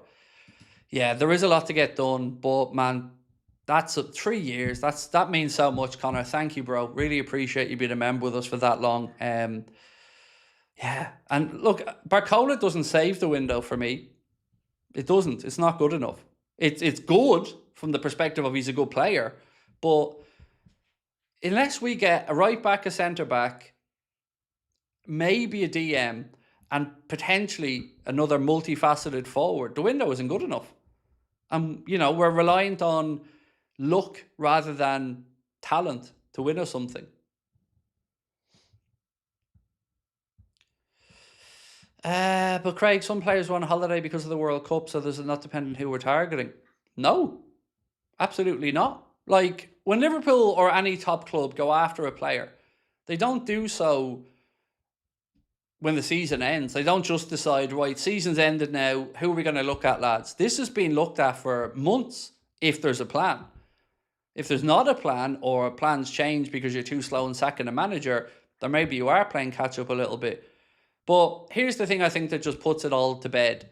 Other clubs don't seem to have had a problem with it. It seems to be us that's the only one really having a problem with it. And that, I think, speaks volume. Yeah. I'm new here. Is your shirt from OK Jersey? No, it's from Adidas. Actually, do you know what? I'm lying to you. I don't know whether this came from Adidas or the club shop, but it was one or the other.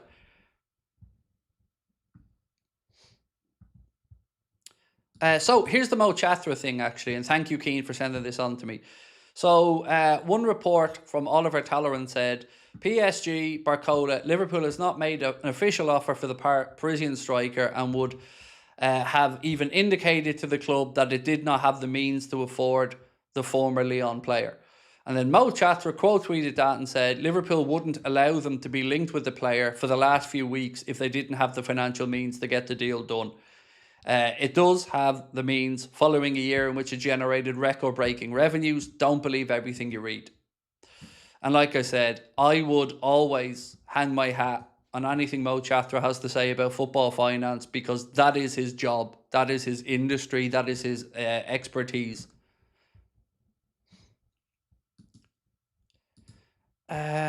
Almost that. Why do you think the fringe players that will never be good enough, i.e. by Chechic, Endo, Chimikas, haven't been shown the door to raise money for new arrivals? I don't have a logical answer for you, because I absolutely agree with what you've written. And there isn't really a logical answer I can give you that would explain away why it hasn't happened. And I said this at the start of the summer as well, my man. 11 players out of contract, and I know everyone's sick of me saying that.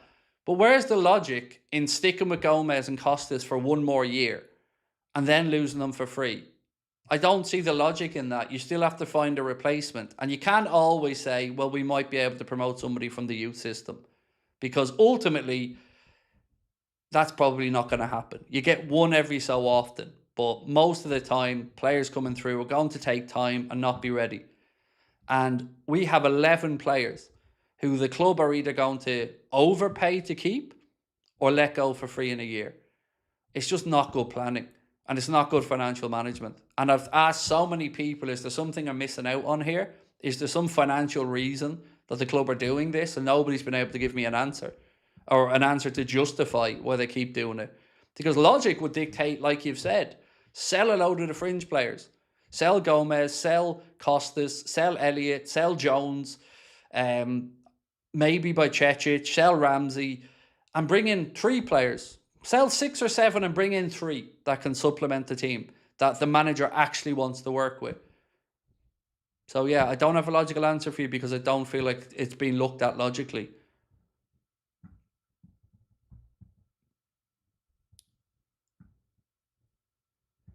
Hey Craig, would love the show. Keep doing what you do. Would you keep Endo as a utility player for multiple positions?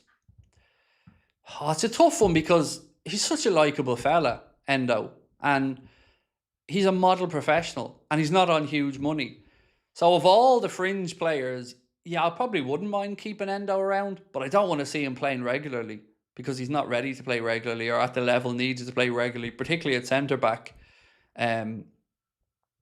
But I do like Endo. I mean, how could you not? He's just an honest guy who works his ass off. But ultimately, as Almost said a minute ago, loads of these players we know aren't at the level. So what are we waiting for? And also, I'm going to say this bluntly, but whoever signed off on Elliott's deal to Aston Villa should have been fired. Because that one move alone has cost Liverpool probably at least £20 million. And here's what I mean by that. When that deal was signed to take Harvey Elliott to Aston Villa, it was sold to us fans as a loan to Aston Villa with an obligation for 35 million at the end of it. We weren't told initially until it became really clear that he wasn't getting game time, that there was a 10-match clause in there that Elliott had to go over those 10 matches before that deal was triggered. So what ended up happening is Harvey Elliott had a year of his career wasted. Aston Villa had a player that wasn't playing for them. Liverpool had a viable option that we could have used for the season taken away from them. And the kicker is, now he has 1 year to run in his contract and you'd be lucky to get 50 million quid for him. So whoever signed off on that deal cost Liverpool at least £20 million and a very good option for last season. Now, that's fireable in my opinion on its own, outside of anything else. So how these people can constantly tell us that these are the best of the best, that their data-led recruitment is top tier and all this other bollocks that we keep hearing, I don't get it, because history has taught us differently. So what's so special? How has the data-led recruitment with all the employees that the club have, how has that helped us in this window? It's done fucking nothing for us in this window. Nothing. But these lads are paid top whack to do nothing. And then to line up their next rollover in Saudi Arabia. Jaden said, Victor Munoz is a double-footed demon in training. Oh, I know. You know, as soon as we were linked with him, I was so happy. Well, I say linked, it was done by the time I knew about it, actually. But I was so happy when I heard it. And then you look at the price tag and you just think, wow, really good deal. I know the release clause was there, but really good deal. I'm so excited by him. I think we'll look at him. I'm trying to make it comparable for you. Again, that's a tough one because we're talking about the very best of the best. I think he'll be a cult hero for us. I think that's the kindest way I can put it. I don't want to start saying he might be like a Mane or he might be like... But I think we're going to look back at this deal and go, Jesus, we got a deal there. Like, we got a player there.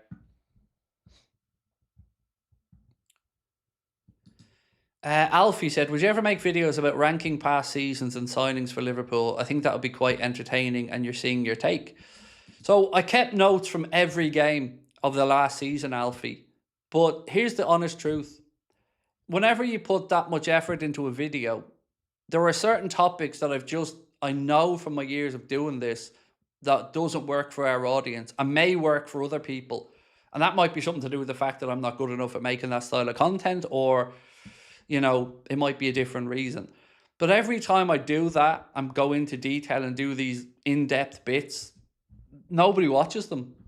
And it's really, and again, I'm not saying that from anything other than experience, but it's really it fucks with your head a bit when you can say, right, I'll come on and do a stream about this and I'll get them views. But then I'll spend a week building up for a video, researching this, and this, and people just don't click on it. Because that's not this type of channel is probably the right answer for it. Like, I know what makes me unique is my emotion and the outbursts and the joking and all that stuff. Like, I know what my strengths are. But I think what you've asked for there is exactly what I would expect Lewis to be able to do. And exactly what I think Lewis will be doing. So one of the videos that Lewis is going to be doing this season is 5 things we learned from this match. And that's the content that I knew we needed help on the channel, because I'm not able to deliver you that type of content at the level required. But Lewis is much better at it. So that's why, that's the honest answer on that one, Alfie.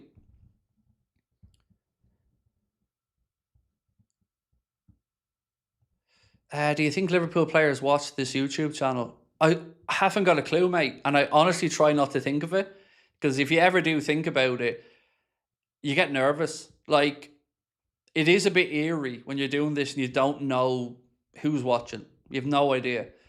And whether it's, you know, a fella over in Australia or it's, again, fucking Richard Hughes. I don't know.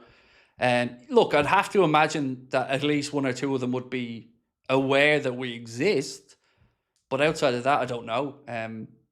You know, I would imagine. I know Virgil has us blocked anyway on X, but don't know what that's for. If they do watch or they ever see it, I hope they at least understand that we've got their back and we want them to succeed.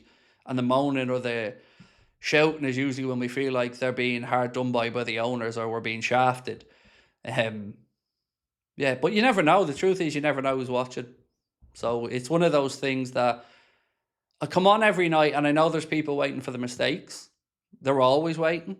And when you do make one, they're so quick to make sure it's everywhere. Like, that numpty thing last year broke me as a human being. It broke me.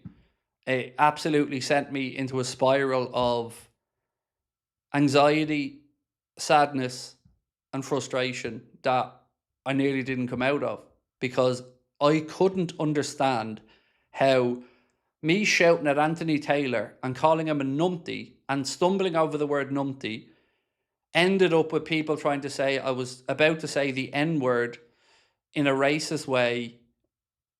It just, I think, how do you get to that? Like, how do you get from me talking to a white referee and stumbling over it because I didn't want to say nonce because the whole David Coote situation, and that goes to that. And my daughter's been told when she goes to the pub that her father's a racist. It's like, it fucking broke me. It broke me because it was so ridiculous, but it got traction. And I'm having to come on then and talk about it as if like I did something wrong. And the intention was to not say the nonce word because of the whole sensitivity around what had just happened with Coote and all that stuff. And I nearly didn't come out of it, like, because it was so, like, it was just mad. And it was fucking pathetic. Like, lads on TikTok making videos saying I was talking about Frimpong stitching together different matches and stuff. Like, it was insane. You know, like, I know I'm mouthy and I know I say some things at times, but I don't say those words and I don't talk about people in that way. And I defend against those type of things all the time and speak up about it. So that really hurt me and it nearly broke me, because how you perceive me as a community means the world to me. And I like to think you think I'm an honest man who has a good, decent, kind heart. And you've never, ever heard me say anything even remotely anti-religious, anti-sexual orientation, anti-skin colour, because I'm an inclusive person. And I want people to find love and be happy. Sorry I'm going on about it, but you know, if my wife could sit here and tell you the impact that had on me, it was big. Like, that hurt. In your ideal world, who would you like to go and sign to fill in the gaps needed? Love your stuff, Craig. Thank you, William. Schlotterbeck at right back. I'm kind of torn between the idea of somebody like a Jules Koundé who can really do both, or somebody like a Neco Williams who can play on both flanks. So something like that. And then in midfield, I've never really had an answer because I don't know the profile that Iriola would want. So would he want somebody like a Tyler Adams, or would he want somebody more like an Alex Scott?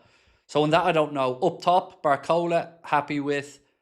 And one more multifaceted attacker, somebody like what's his name? Ferran Torres, somebody like that can play central, can play wide, can play as a second attacker. That would make sense. But I'm less stressed about that than I am about the defensive side. Like, we need a right back and a centre back immediately.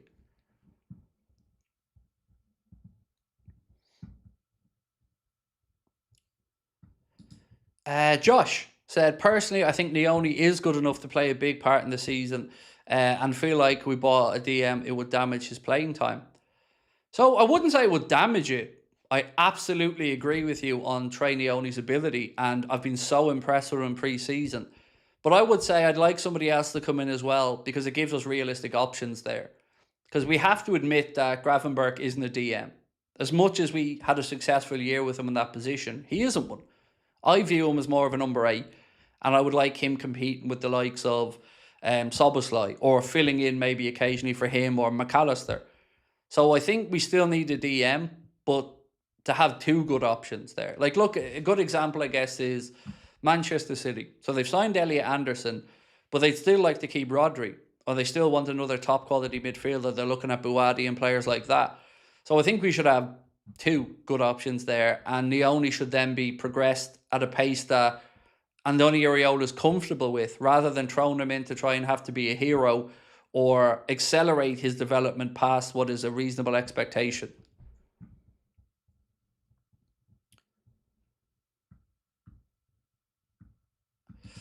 Happy for Mo, but still annoyed he's gone. Even at his worst, he still performed better than the majority of wingers in the Premier League last year. The only thing that annoys me about that situation is that we ripped up his contract and let him go. You know, why do we do that? Because obviously it benefits Mo's side, because he can go and negotiate freely with any club. I get that, no problem. But from our side as a club, we're now announcing to the world we're desperate for a winger. We're now 3 weeks away from the window closing, or a little over that. We still don't have it. And as each day goes by, the prices for other wingers are going to go higher and higher. The whole situation was mad. And it doesn't make any sense to me other than them wanting to get the wages off the book while they did that. You know, I thought naively, as a fan, we must have something lined up. They wouldn't do that without having it lined up. Now, maybe Diamande was, like we've said, the club were confident on, but it wasn't done yet. You'd nothing signed. So again, it feels like the benefit for the club was saving the money, but for the fans and the manager, there isn't one.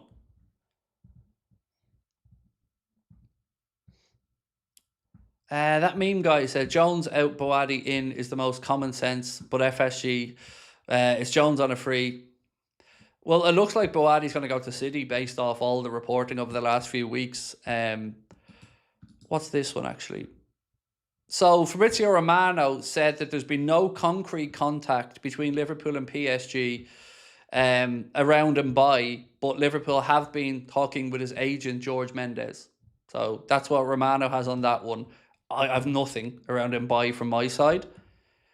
L'Equipe said, Liverpool race to sign PSG winger Ibrahim, and it's actually pronounced Mbaye, actually. Sorry, I found that out last night. Mbaye.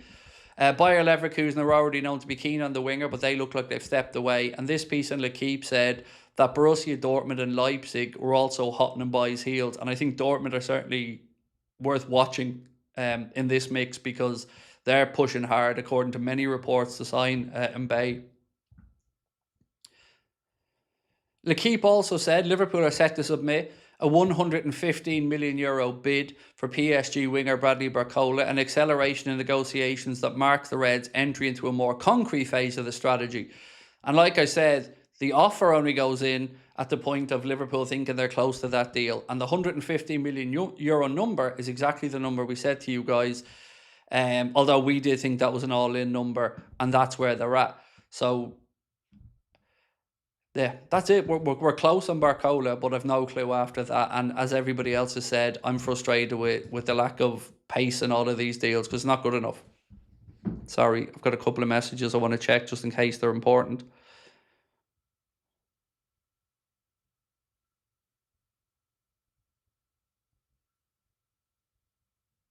What's this he said?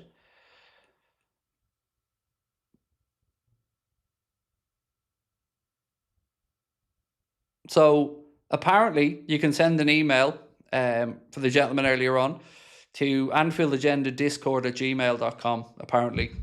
Keane was saying that to me in the message.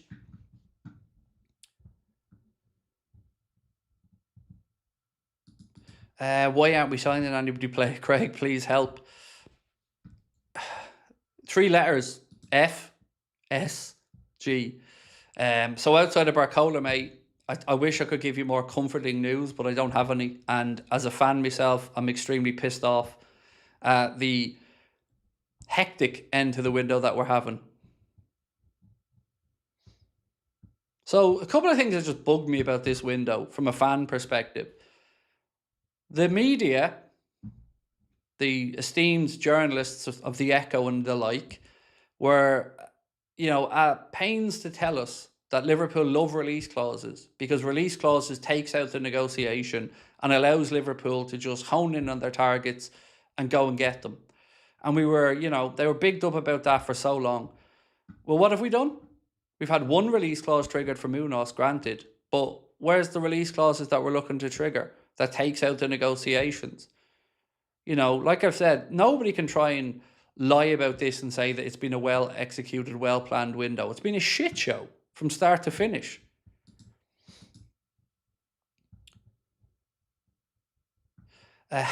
So the ITK Space account, Keane just posted this over to me, said Richard Hughes is already holding active discussions with Luis Diaz over a potential move to Al Hilal next summer, with the Bayern Munich forward among their leading targets for 2027 and viewed internally as a dream signing. The Saudi club made a serious attempt to land Diaz this summer, but a move will not materialise after Bayern's supervisory board refused to sanction any sale and the player made clear his desire to stay. However, Bayern are already aware that Al Hilal intend to return next summer with a major offer and would demand in excess of €100 million to consider a sale, particularly with Liverpool entitled to a percentage of any fee through a sell-on clause. Does that not boil your blood as a Liverpool fan to hear that?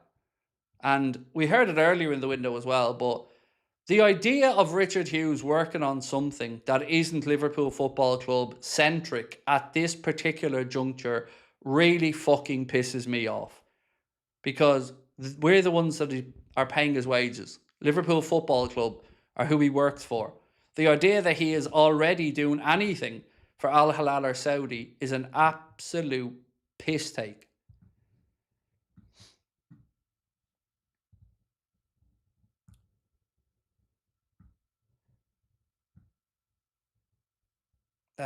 If FSC subsidise BARCOLA and buys Benson Konza, the stat makes success before they sell out.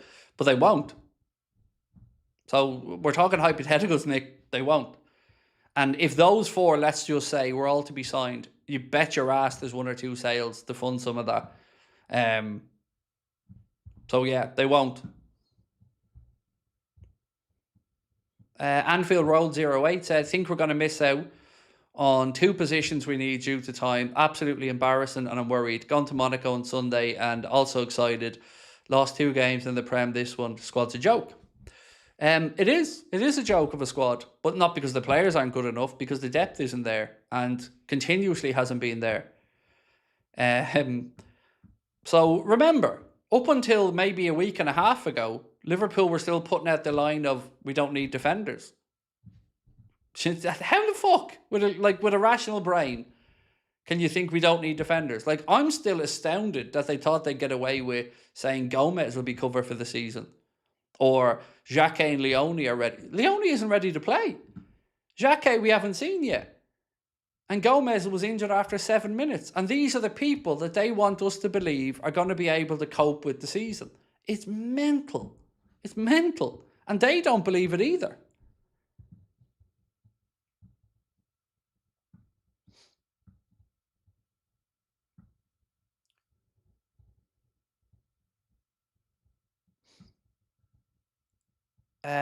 Paul said, I don't want another deadline day fiasco like Gay last year. That was such a downer on what was being a good or great transfer window. Get the deals done. Yeah, and then it was made even more annoying by January, by other club going in getting them and us standing there with our lad in our hands and no centre-back options or no cover. And since then, we've seen Canada go as well. This is the owners that you have, folks. How about another 100 minutes not ready to leave? Not quite 100 minutes, but happy to stay on for another 15. If that works, we'll stay on until 10:30 if people would like me to continue on. But I don't really have anything new I can add to the conversation at this point, but happy to stay on, my man.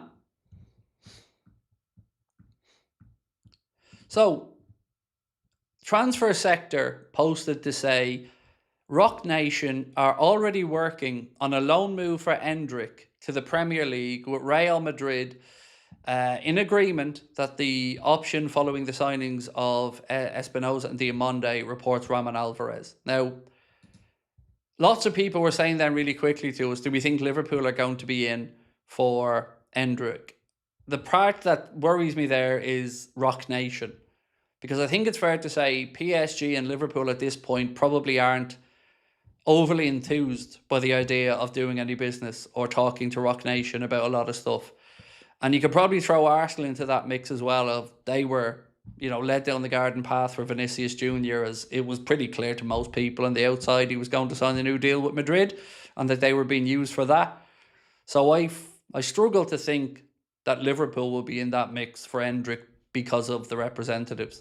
The situation with Mbaye that does give me some encouragement is the George Mendes thing, because Liverpool have really good relations and have worked a lot with that agency. I think it's called the Gestifute agency, if my memory's right. And Liverpool, have done lots of business with him over the years. So him representing Mbaye does at least give us a good realistic chance in that one if we wanted to proceed.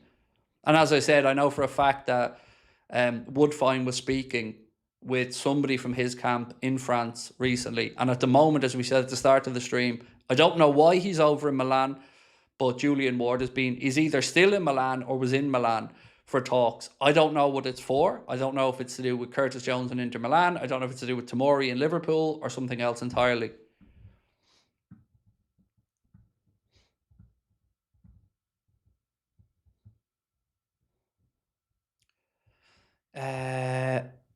Rock Nation are a dirty and disgusting company, Craig, as what they do behind closed doors is shocking.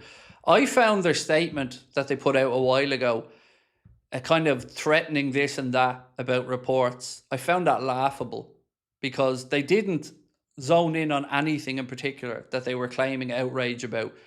But surely they understand that they've pissed off a lot of clubs in this window. And you don't need to take my word for that. You can see many people out there talking about the fact they felt hoodwinked by the negotiations around Diamonde and how that worked out.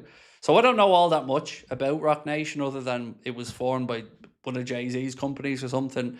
And they are representing the likes of Vinicius Jr., I think Endrick there as well. Obviously Diamonde, who was with a different agency and ended up with Rock Nation, which of course is even apparently ending up in that case the Court of Arbitration for Sport over his image rights, unless that's been resolved.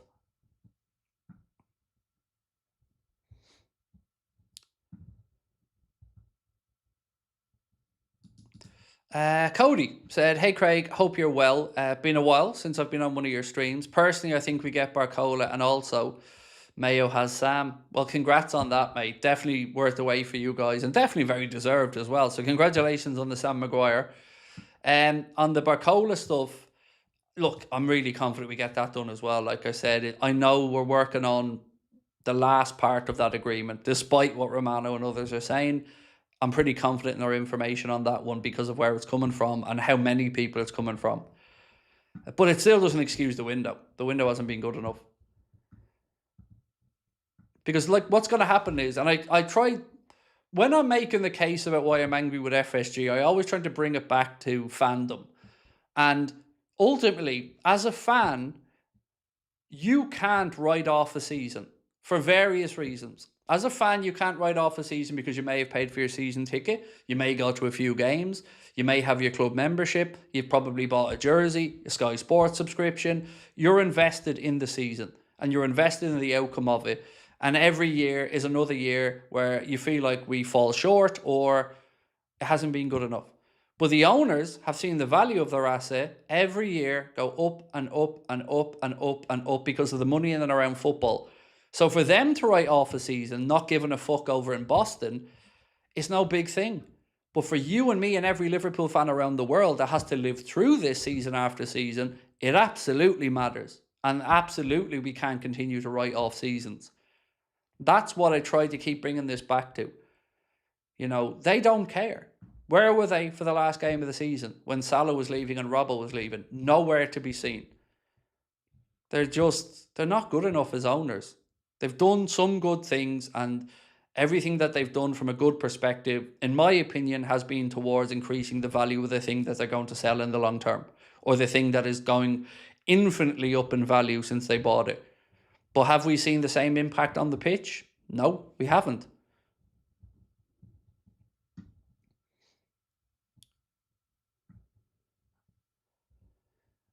Honest Watch Reviews said, I'm really concerned about our defence. It only takes one injury and we're completely fecked. We could end up finishing mid-table. What's your opinion?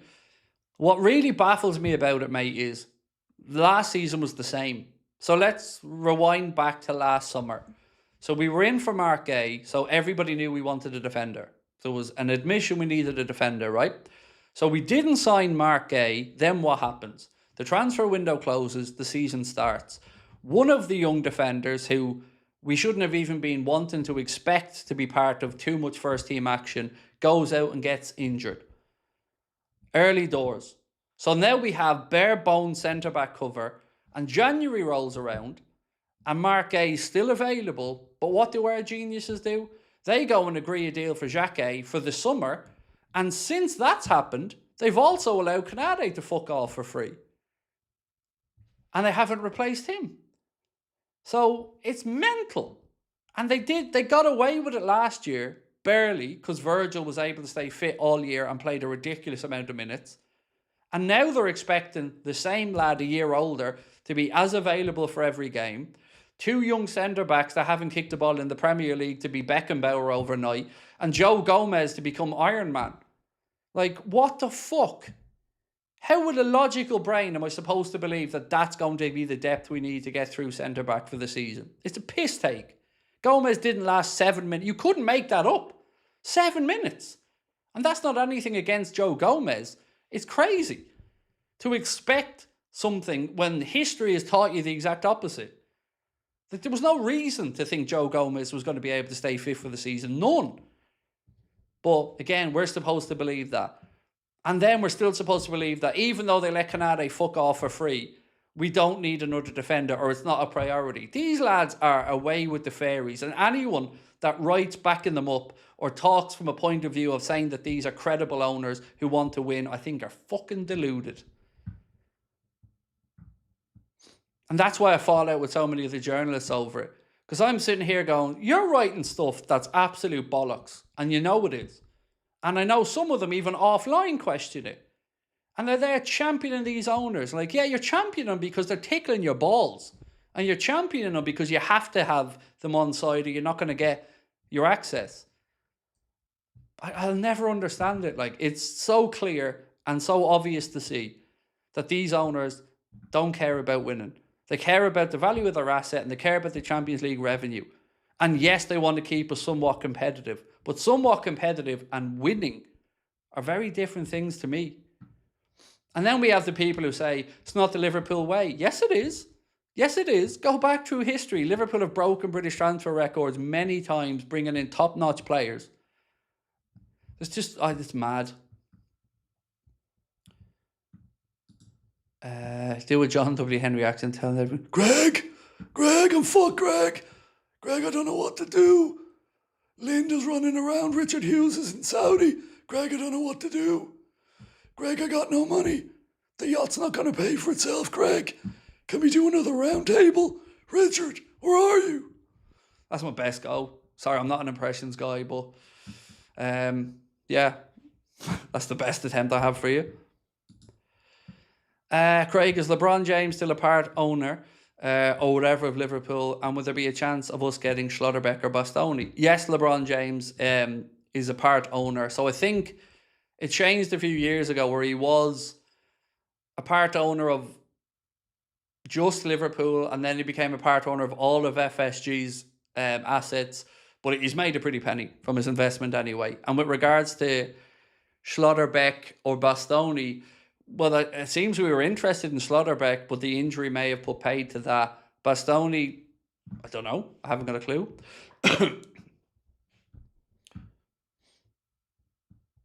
Sounded like Biden. I told you, I'm not an impressionist. I'm no Al Foran.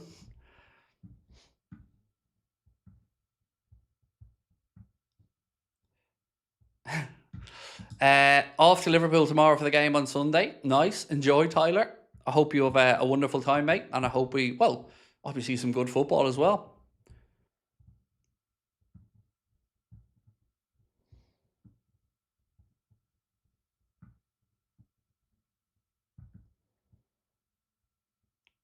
So, lots of people throwing... What's this? Okay. Ooh. Is this real? Ooh. Wow. Okay. We have some news, ladies and gentlemen. Romano has just dropped a big bit of news.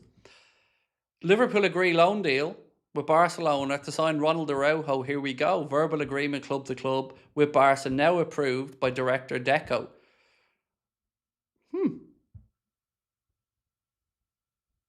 That'll do. Greg, listen, Greg. You wanted a defender? I got you Araujo, Greg. Araujo. That's pretty hot. I'll take that, lads, as a loan. I mean, obviously we want more information on that, but yeah, I'm glad we stayed on for the extra few minutes anyway. That's really interesting because we kind of talked on here about Araujo being an option maybe last season. I mean, I'd like a bit more information on it though. Like, I mean, look, there's no saying it isn't a good thing. It is a good thing. Of course it is. But is there an obligation, an option, anything in that? Would be the devil to be in the detail of this one. But look, it's another credible option for us at centre-back and an experienced one at that. I did not see that one coming today, folks. It's, fuck me, that was random, wasn't it? I mean, I'll take it. Now go get us a right back.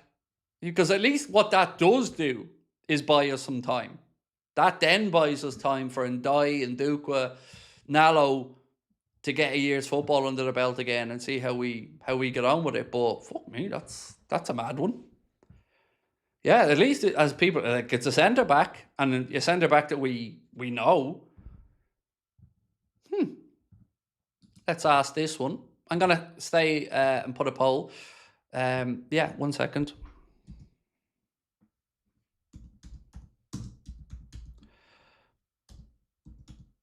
Oh God, how do I spell his name? 1 second.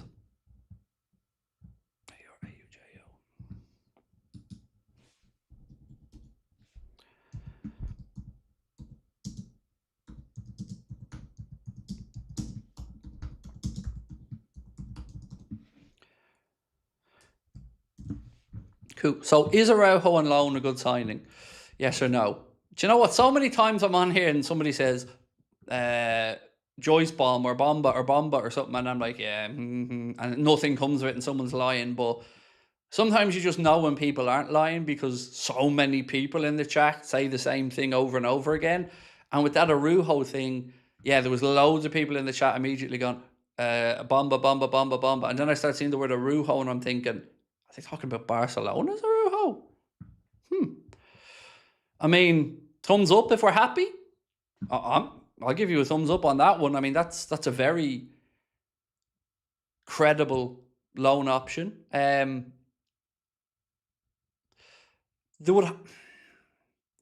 would fully expect somebody to be moving out now, by the way, because they're not going to do that for Araujo. Take up the last non-homegrown spot and so somebody has to be moving out. And I don't know whether it's a fringe player or well, it wouldn't be an Elliott, would it? Because he's homegrown. A Chiesa maybe. Somebody's going to have to move out because, as you've rightly said, it does mess up the quota if there isn't that space available. So I would imagine this will see somebody leaving that is an overseas player to free up that spot. Araujo played games at right back at Barca too. Versatile, said Lewis. I mean, credible, versatile, experienced. Got that Uruguayan streak as well, which I always love in a player. 195 Chrysler said Araujo can operate at right back as well. David said, hey Craig, what's the news in Milan? All I knew, mate, all we were told was that Julian Ward was in Milan. I don't have a clue what it's for. It could be Curtis Jones and Inter. It's not Tomori at this point anyway. I think we can say that because of the Araujo thing. So if it's somebody else, I don't know. But all we were told was that he's been in Milan.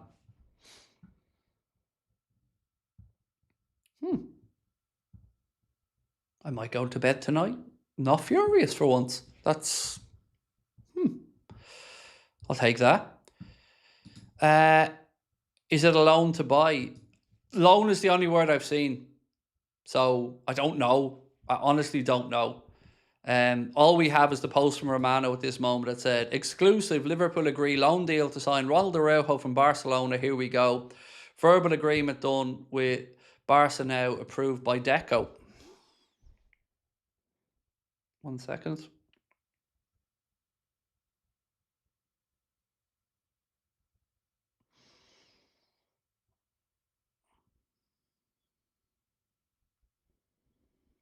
Sorry.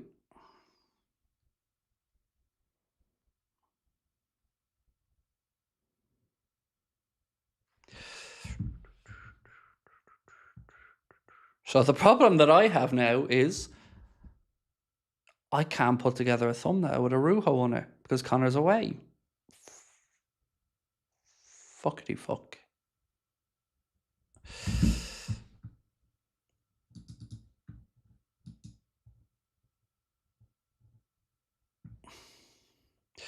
Keen, I'll if you want to do for extra, by all means, go ahead, Keen. I'll be doing one here on the main channel.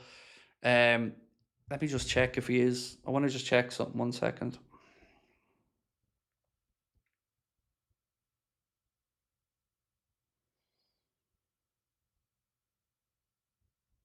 No.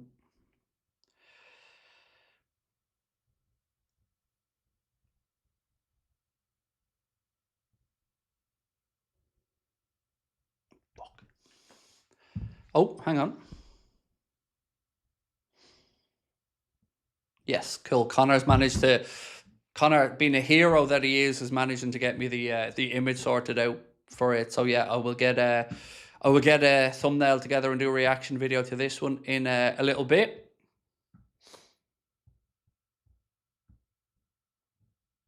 This one from Michael said he's so injury prone. That's not the best deal. Well, look, I'm not trying to say this is the signing of the summer or anything like that, mate. But it is a centre back that can play at right back, and it at least gives us a bit of breathing room.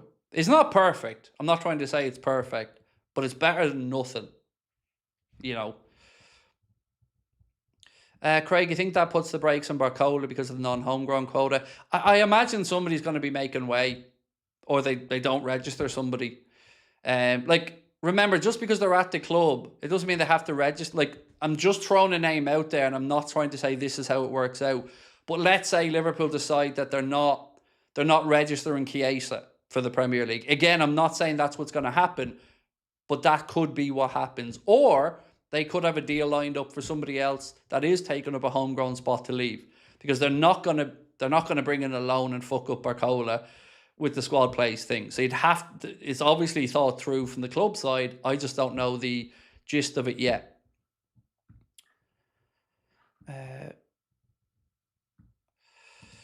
Elks, we wanted defenders, we got one. What's his age? I want to say he's about 28, but I could be wrong. Let me just check. We'll do a quick search here.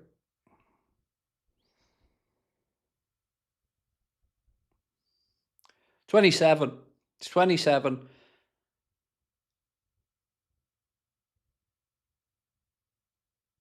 Played for Barca against Birmingham as well, so he's obviously available, as in fit and available. 27. He'll be 28 in March.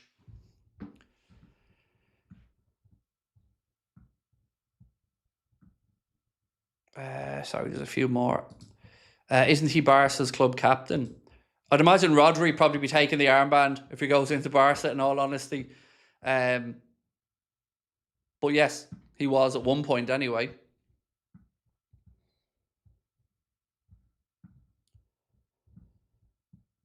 James said, could make sense that it's a loan for one season, then next season we get Kwanzaa back and move in for somebody like Schlotterbeck too. Again, yes, it does buy some breathing room. It buys breathing room from a couple of ways. It gives you the option to either wait to see how Ndukwa, Nalo or Ndai progress in this year. And it also gives you the option, as you said, to go and revisit the likes of Schlotterbeck and stuff.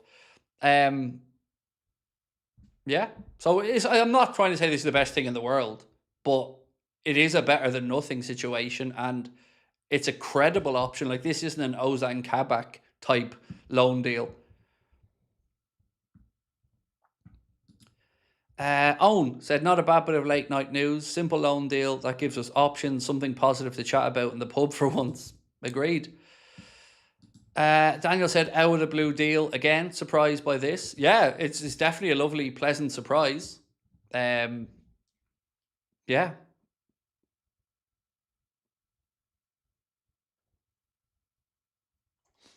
Yeah, definitely a lovely, pleasant surprise, like you said. Not the best deal in the world, not the worst deal in the world, but an understandable one.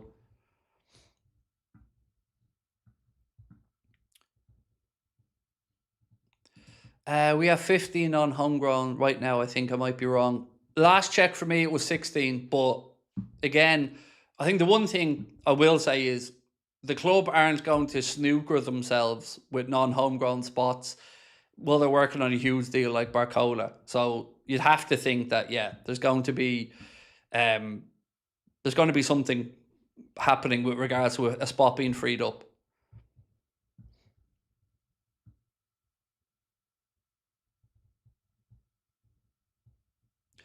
So many people asking the question that I'm asking as well. And I'm going to actually message a couple of journalists now. 1 second.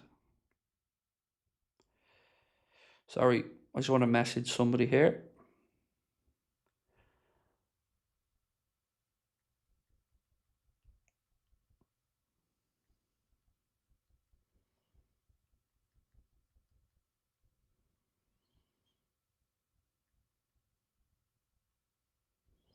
Cool.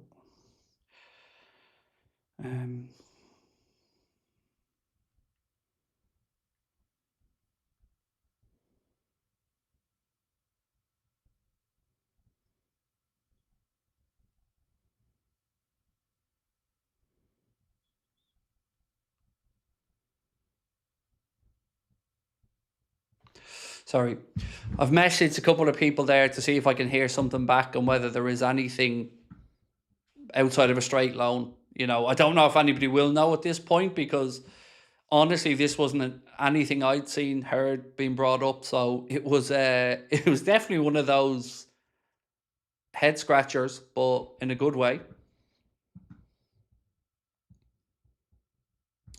Eddie Hughes said, think this isn't the worst signing. We have Jacques and Leone, both just a bit inexperienced and coming back from injury. So bring in Mr. for now on loan. Yeah, I mean, I'm with you on that, mate. I think it's not going to move the needle too much in either way, but it's breathing room. It's somebody that's played at a high level. It's somebody that I think we can at least think will be at the level required.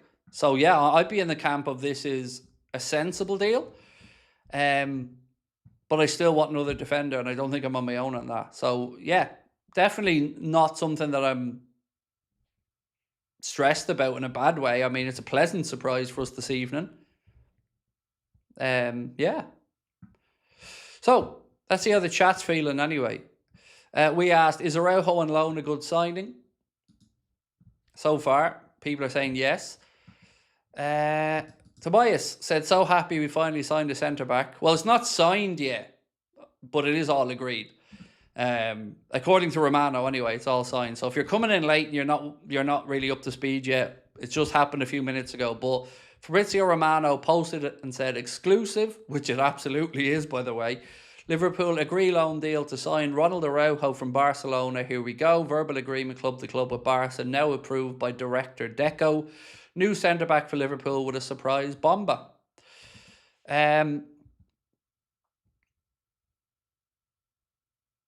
Oh, okay. So now I have a bit more information for you.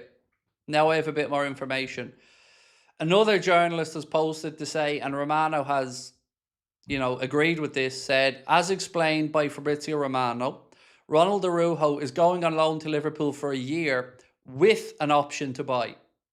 So there is an option to buy in the deal for the English club. Tomorrow he will say goodbye to his teammates before they head to Udine. He has a contract with Barca till 2031.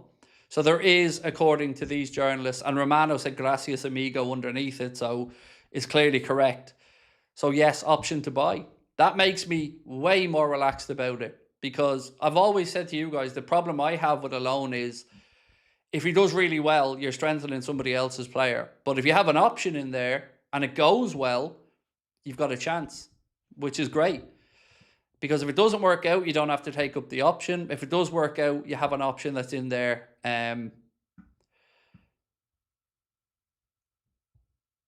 Now, Alex Crook is saying Liverpool has signed Araujo on a straight loan. I mean, that's pretty fucking conflicting. So, yeah, Alex Crook is saying it's a straight loan. Another journalist has said, as explained by Romano, Araujo's going with an option to buy. Romano said, gracias amigo. So, you can take from that whatever you want, but we're all finding out about this one together. So, yeah.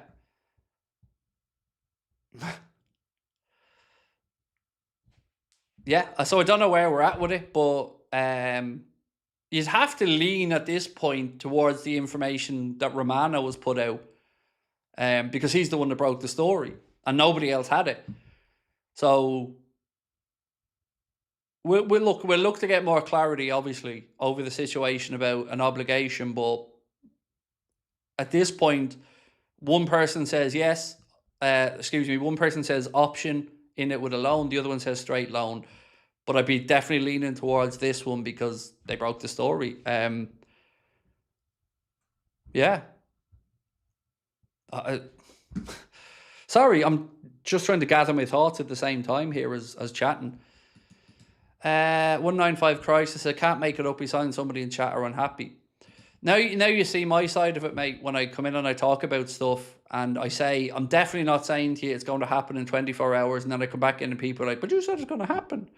So yeah, look, you're never going to please everybody all the time.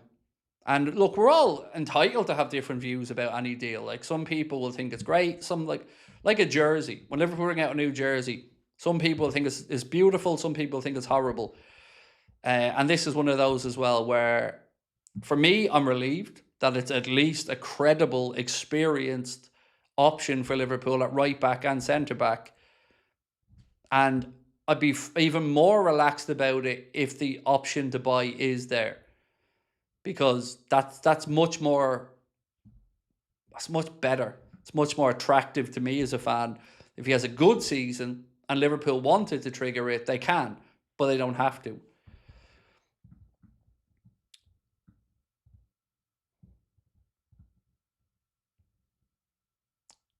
Do loans affect homegrown slots? Yes, they do.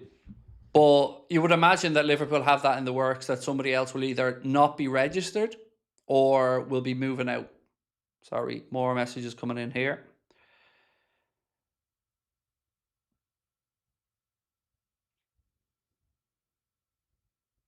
Sorry, journalist just messaging me back at the minute. 1 sec.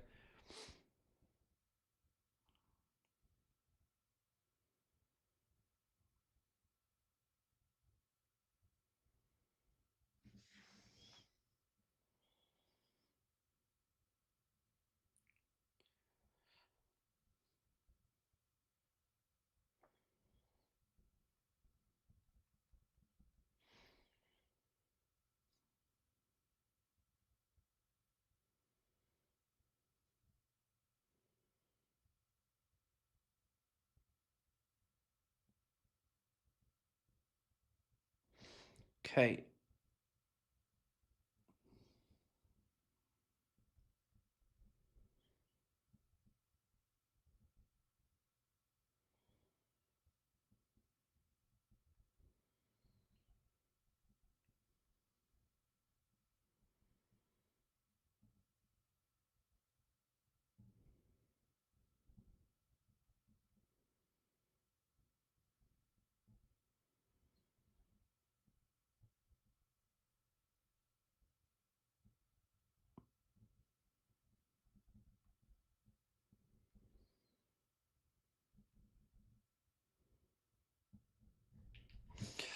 Okay, so still trying to find out more information on whether it is a loan with an option or a straight loan.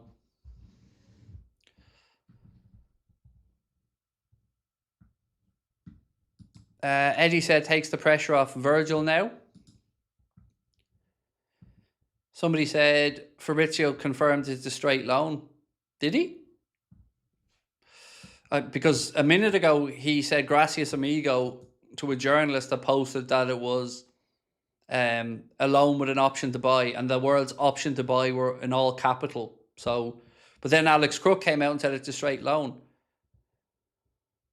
Then somebody else here has said option to buy included in the Araujo loan. So, again, so far there's more reports saying there is an option than that there isn't.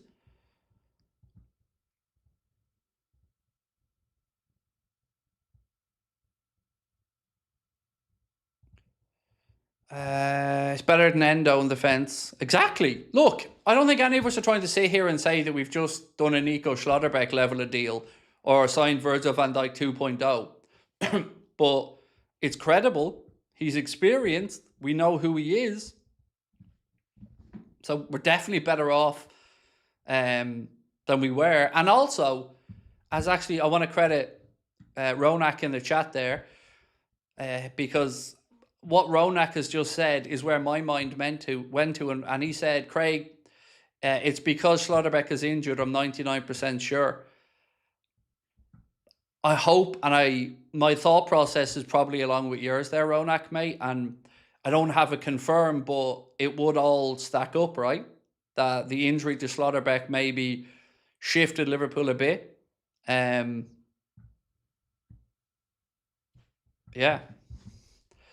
Sorry, more messages coming in.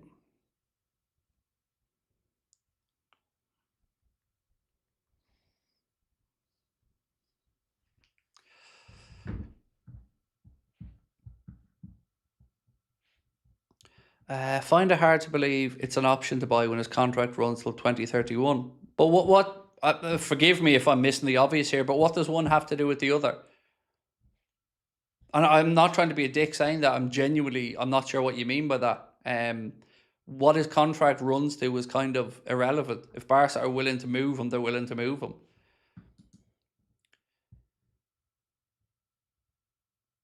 So the ITK Space account just said this should be viewed as a temporary solution rather than the final piece. My understanding is that Nico Schlotterbeck remains very much part of Liverpool's future defensive plans, with the club keen to closely monitor developments following his injury. Look, that's the dream scenario to me. That's the dream scenario to me, that we get Schlotterbeck in the long term. I've been banging that drum on here for months now to say, with Virgil probably departing in a year, Schlotterbeck to me is the obvious answer to come in and give us experience in defence while allowing the young centre-backs to come through. Craig, is this why they said to watch out on Friday? No, look, I could say maybe and cover my arse here, but no, it isn't. It's because BARCOLA's close, and I'm sincere about that. Honestly, I don't know anybody that had wind of this from my side, and I don't know any journalists that. Yeah, I think honestly this is one of them that nobody knew about until the very end, and it got done. So yeah, I'm not going to bluff and say, oh yeah, this might be it. I've no idea, and I don't think they were related at all about the Friday thing. One sec.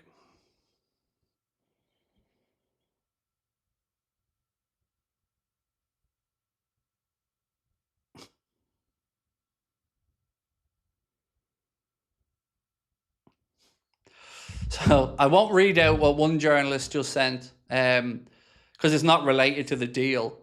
But fair to say, this particular journalist isn't overly impressed with it. Yeah, I don't want to say more than that. But yeah, this particular guy ain't overly impressed with the idea of the Araujo deal.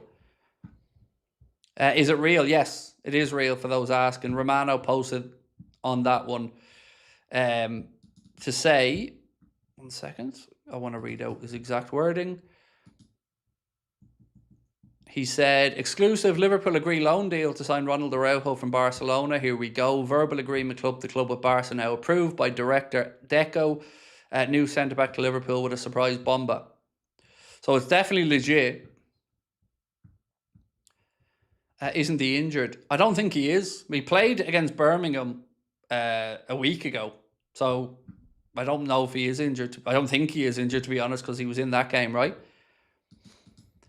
Hey Craig, is BARCOLA signed and will we get a right back before the window closes? He's not signed, no, but it's far, far closer than a lot of people are saying in the media. But it isn't completed, but it will be. Would you say he's a good signing? I mean, in this one, I understand both sides of it. I understand people that are confused by it, and I understand people like me that are relieved by it.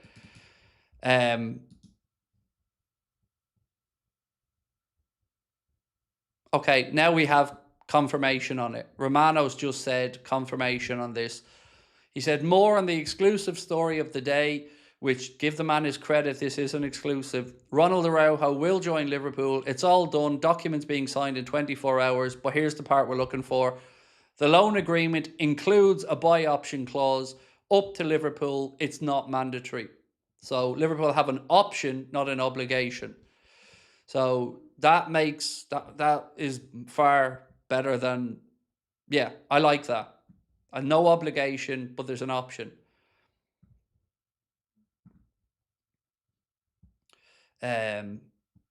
Yeah. So look, let's look at the poll we asked. Is Araujo on loan a good signing? 81% say yes, 19% say no. And I see people in the chat as well on the other side of it that don't want nothing to do with the deal, that said they've watched him in Spain and he's not good enough and he's injury prone and he picks up red cards. Look, the way I'm looking at this is, it's not perfect. I'm not trying to dress it up as perfect. But when we started this stream earlier on, we were wondering if we're going to get any defensive option whatsoever. And whilst this isn't the perfect solution, and there's still work to be done, in my opinion, in defence, this is certainly a credible body with some experience in the position we need, and I'll take that at this moment. But I promise you, I do understand that is not maybe the level that we were hoping for with regards to if you compare it to a Schlotterbeck or something like that. I totally understand that. But I don't know. We'll see. We'll see how he gets on. But at least we know there's an option for us in defence now. We won't be looking at Gravenberch or Endo, hopefully playing centre-back. Yeah, so for me, look, is it better than none? Yes. Is it ideal? No. That's where I'm at with it, but I'm not going to say I'm not pleasantly surprised. I am. Need Premier League proven like Konza, no time to adapt. Sorry. Again, you're fully entitled to your opinion, my friend, and we won't always agree on everything and see it in the same way. So yeah, thank you for taking the time to share your views, Indian Scouser, excuse me. But we'll have to wait and see. He isn't a Nico Schlotterbeck type signing. It's not one that's gonna move the needle much, but it's just a decent option. No more than that, no less than that. Right, my thoughts. Araujo can play right back too. This must be a temporary wait for Bradley situation. Slotterbeck, while ideal, is left-sided and probably unrelated to this. Captain Barca, So's leader as well. So I wouldn't say it's unrelated in one regard, but I get what you mean in the other. So they are different sides, but also we can have people who can play on either side as well at centre back. So in one way, I do think it's related to the Schlotterbeck thing, and another way I can see where you're coming from. I don't think it's a like for like thing, but I do think it buys more time for us to look around or to wait to see how Schlotterbeck gets on and get that done. Not now, but down the line.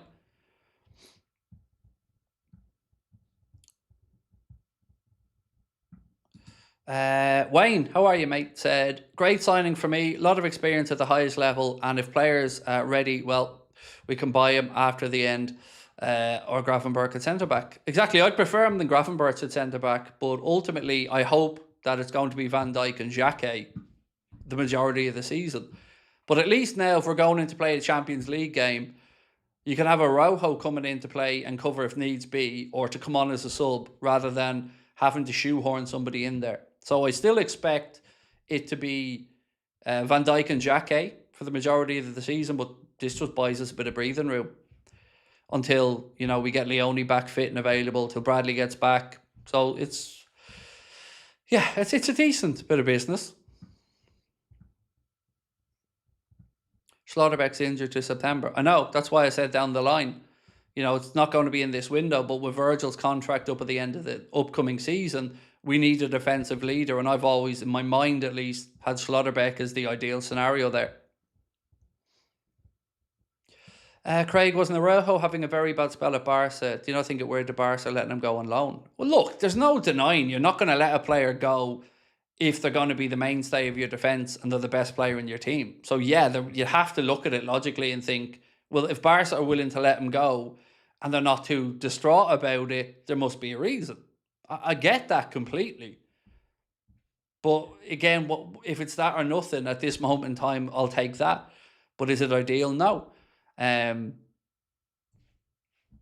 That's it. You know, it's fair enough to say he must be surplus to requirements if Barca let him go. I mean, I can't argue against that, because you're not going to let your best players go out on loan. Sorry. So injury-wise, since 2020, he's had 26 different injury spells, by the way. So, yeah, it's certainly in the sticking plaster category for this one.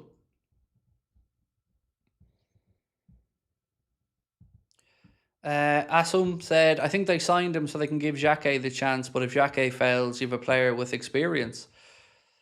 And also, Xhaka isn't fit yet as well, which I particularly find frustrating at this point. And, you know, we thought we might have seen him the Leeds game.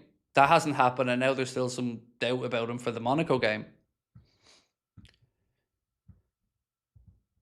Is there an obligation to buy or an option to buy? Option, mate, Zach, option. Romano said that there's an option to buy in it, not an obligation, an option. It isn't mandatory.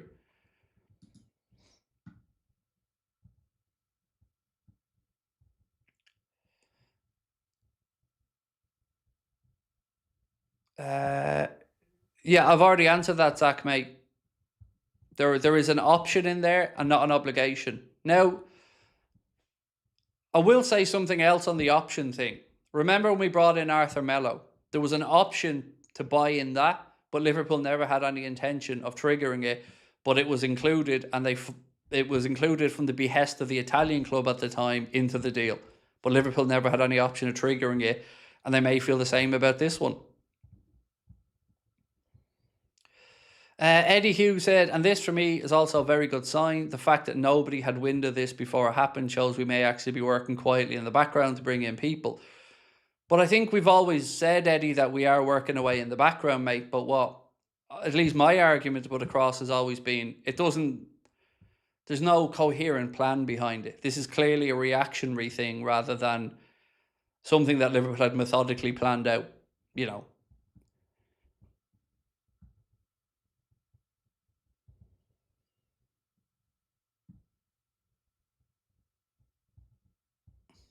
He's on loan because he doesn't count as part of the foreigners count. I don't believe that's true, Mark. You know, if he's going to be registered to play in the Premier League, he's going to have to be registered as a non-homegrown player. It doesn't matter whether you're on loan or whether you're permanently at the club. You're still playing for the club. So it doesn't move the needle on that one.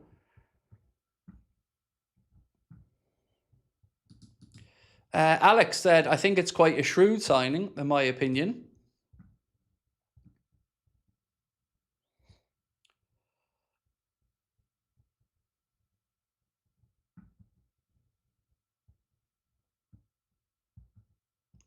Craig, whether we think it's about a good deal, look, I'm on the fence with it. Like it's better than no centre back, and at least I know who this guy is.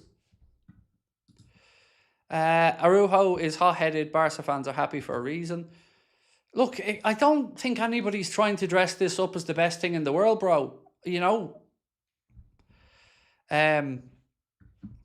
But it like, I don't know. I don't want to fall out with anybody in the chat.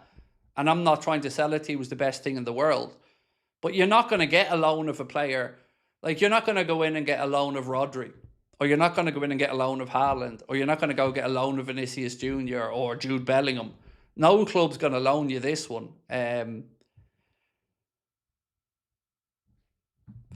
James said, sorry, Craig, love your content, but we're not in a room where these deals can be done. Just can't jump and say it was a rush deal.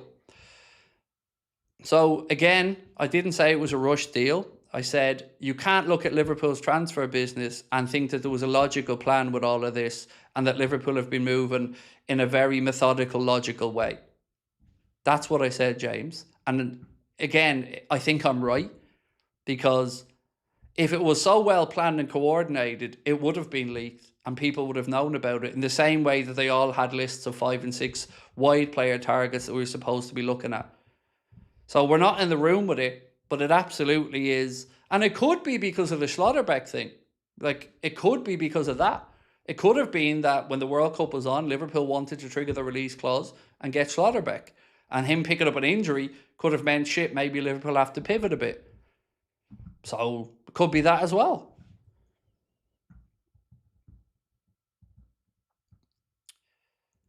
Tyler said, who takes the number 11 shirt this season? No idea. BARCOLA? I don't know, is the honest answer. Happy with him. Let's get behind him, said Ryan. We should be signing quality, not looking trash. Again, like I said, I don't know how this came about. I don't know. All we know is it's happening. And 2 hours ago, we didn't have another centre-back option. And now we do.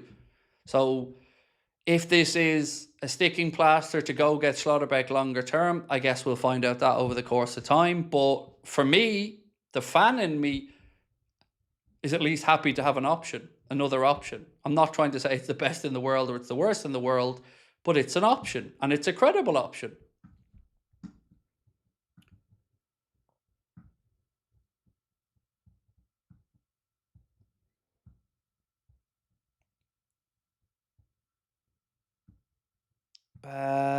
And Nathan Green said he can also play right back. Yes.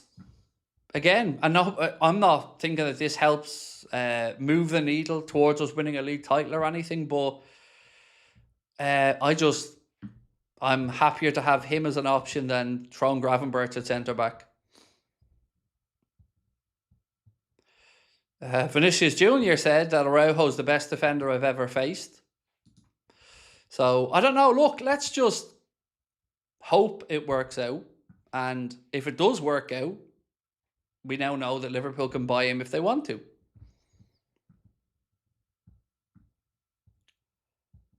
What's your thoughts on the loan move, mate? Not happy about it. I'm open-minded about it. I'm not ridiculously hyped about it, and I'm not ridiculously angry about it. I'm open-minded to it. it's definitely not going to strike fear into other clubs in the Premier League or suddenly push us towards a title race. But, I'm trying to be somewhat fair about it and say it's a decent option.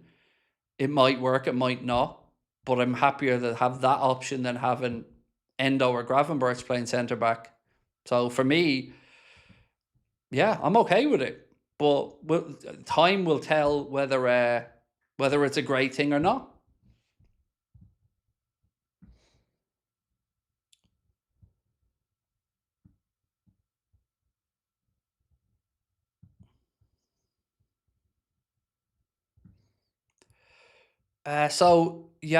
Mood, you're going to get timed out any second now, bro, if you keep spamming the same comment over and over and over and over again.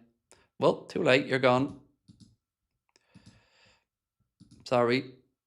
That's just ridiculous amounts of spamming. Craig, some fans are not slandering, but this is just not going to work. Again, I never said anyone was fucking slandering. Like, people are coming in on both sides of this, getting angry at me like I've nothing to do with it. All I'm giving you is my take on it, and we found out about this in real time together, so I'm processing it at the same time you're processing it, and I'm not trying to sell it to you as the best thing in the world or the worst thing in the world. So, again, you're all entitled to your own views on it. I'm not trying to judge. But people are coming in and moaning at me like, this is ridiculous. And I don't fucking know. I didn't know it was happening half an hour ago. So I'm like everybody else, I'm trying to just figure it all out in my mind as well. So you can look at it two ways. You can look at it and think, is this a good enough player for us that we're sorted and we've signed somebody for the long term? And you have to say on that one, we don't know. It isn't a definitive signed, he's a Liverpool player for 4 years. But then you can look at it another way and say, this is somebody who knows football at the top level and is a credible option for us. And as a fan, I'm at least open-minded to the idea of a credible option. And it makes me less angry than no option. And it makes me happier than an Ozan Kabak. So, I'm probably 65% happy, 35% not happy, but I'm not trying to sell anybody either way on it. You're all entitled to your own views. Some will think it's great, some will think it's not good enough, and I'm in the middle just trying to read out comments.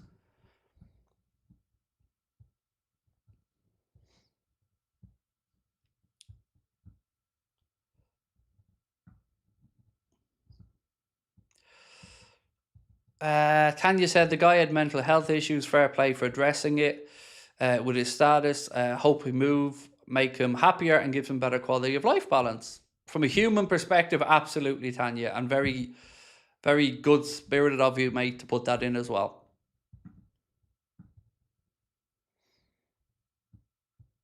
I'm more intrigued now to figure out how this is going to impact on the non-homegrown quota part and who's going to make way here. And I mentioned when we found out about the loan, the first thing I said to you guys was, I'll feel a lot happier about the loan if there's an option to buy in it. Because at least that gives us the upside if he has a great season.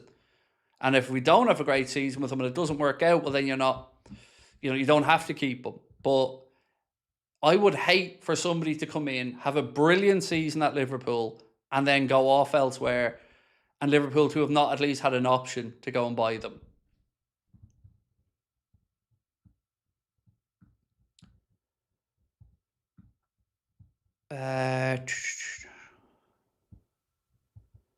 Is it loan to buy? It's a loan with an option to buy, not an obligation. Liverpool don't have to buy at the end of it. It's a loan with an option for them to buy. That's confirmed by Romana, who broke the story. Right, I'm going to go, ladies and gents, and record a reaction video to this, which will be up in the next 15-20. As I mentioned to you guys, I'm not going to the boxing tomorrow because I want to be here in case anything does break around BARCOLA or whatnot. I wouldn't forgive myself if I wasn't able to go live and it happened. So I'm going to give that one a wide berth and make sure I'm here with you guys. This one from Ryan. People moaning about it need to realise it's simply squad depth and takes pressure off the younger centre-backs. He's experienced, that's all that matters. When fit, I take a Rojo with Van Dijk over our players, said XD. I haven't watched them enough in recent times to... And actually, I haven't seen enough of Xhaka either, to be honest with you on that one. Sam said, happy with it, might open up a fee to sign a right-back. Yeah, look, that's another interesting part, Sam, that we'd have to address. Like, is this them looking at this as the right-back, centre-back option, or is this just the centre-back option? That's something else, of course, that we have to find out about. But look, for now, thank you all for joining me tonight. If you've enjoyed the stream, hit that like button and don't forget to subscribe. Tomorrow, Lewis will be here with a video in the morning. I'll be here early evening, and we'll have a late night agenda tomorrow night as well. And yeah, look, appreciate you all being in here tonight. It's always an extra fun stream when something happens when we're live. So thank you for giving up some of your Friday night to come and have a chat with me. As always, love you all to bits. Appreciate what you do for our community. And I'm off to record the reaction video to this one. So appreciate you all. Much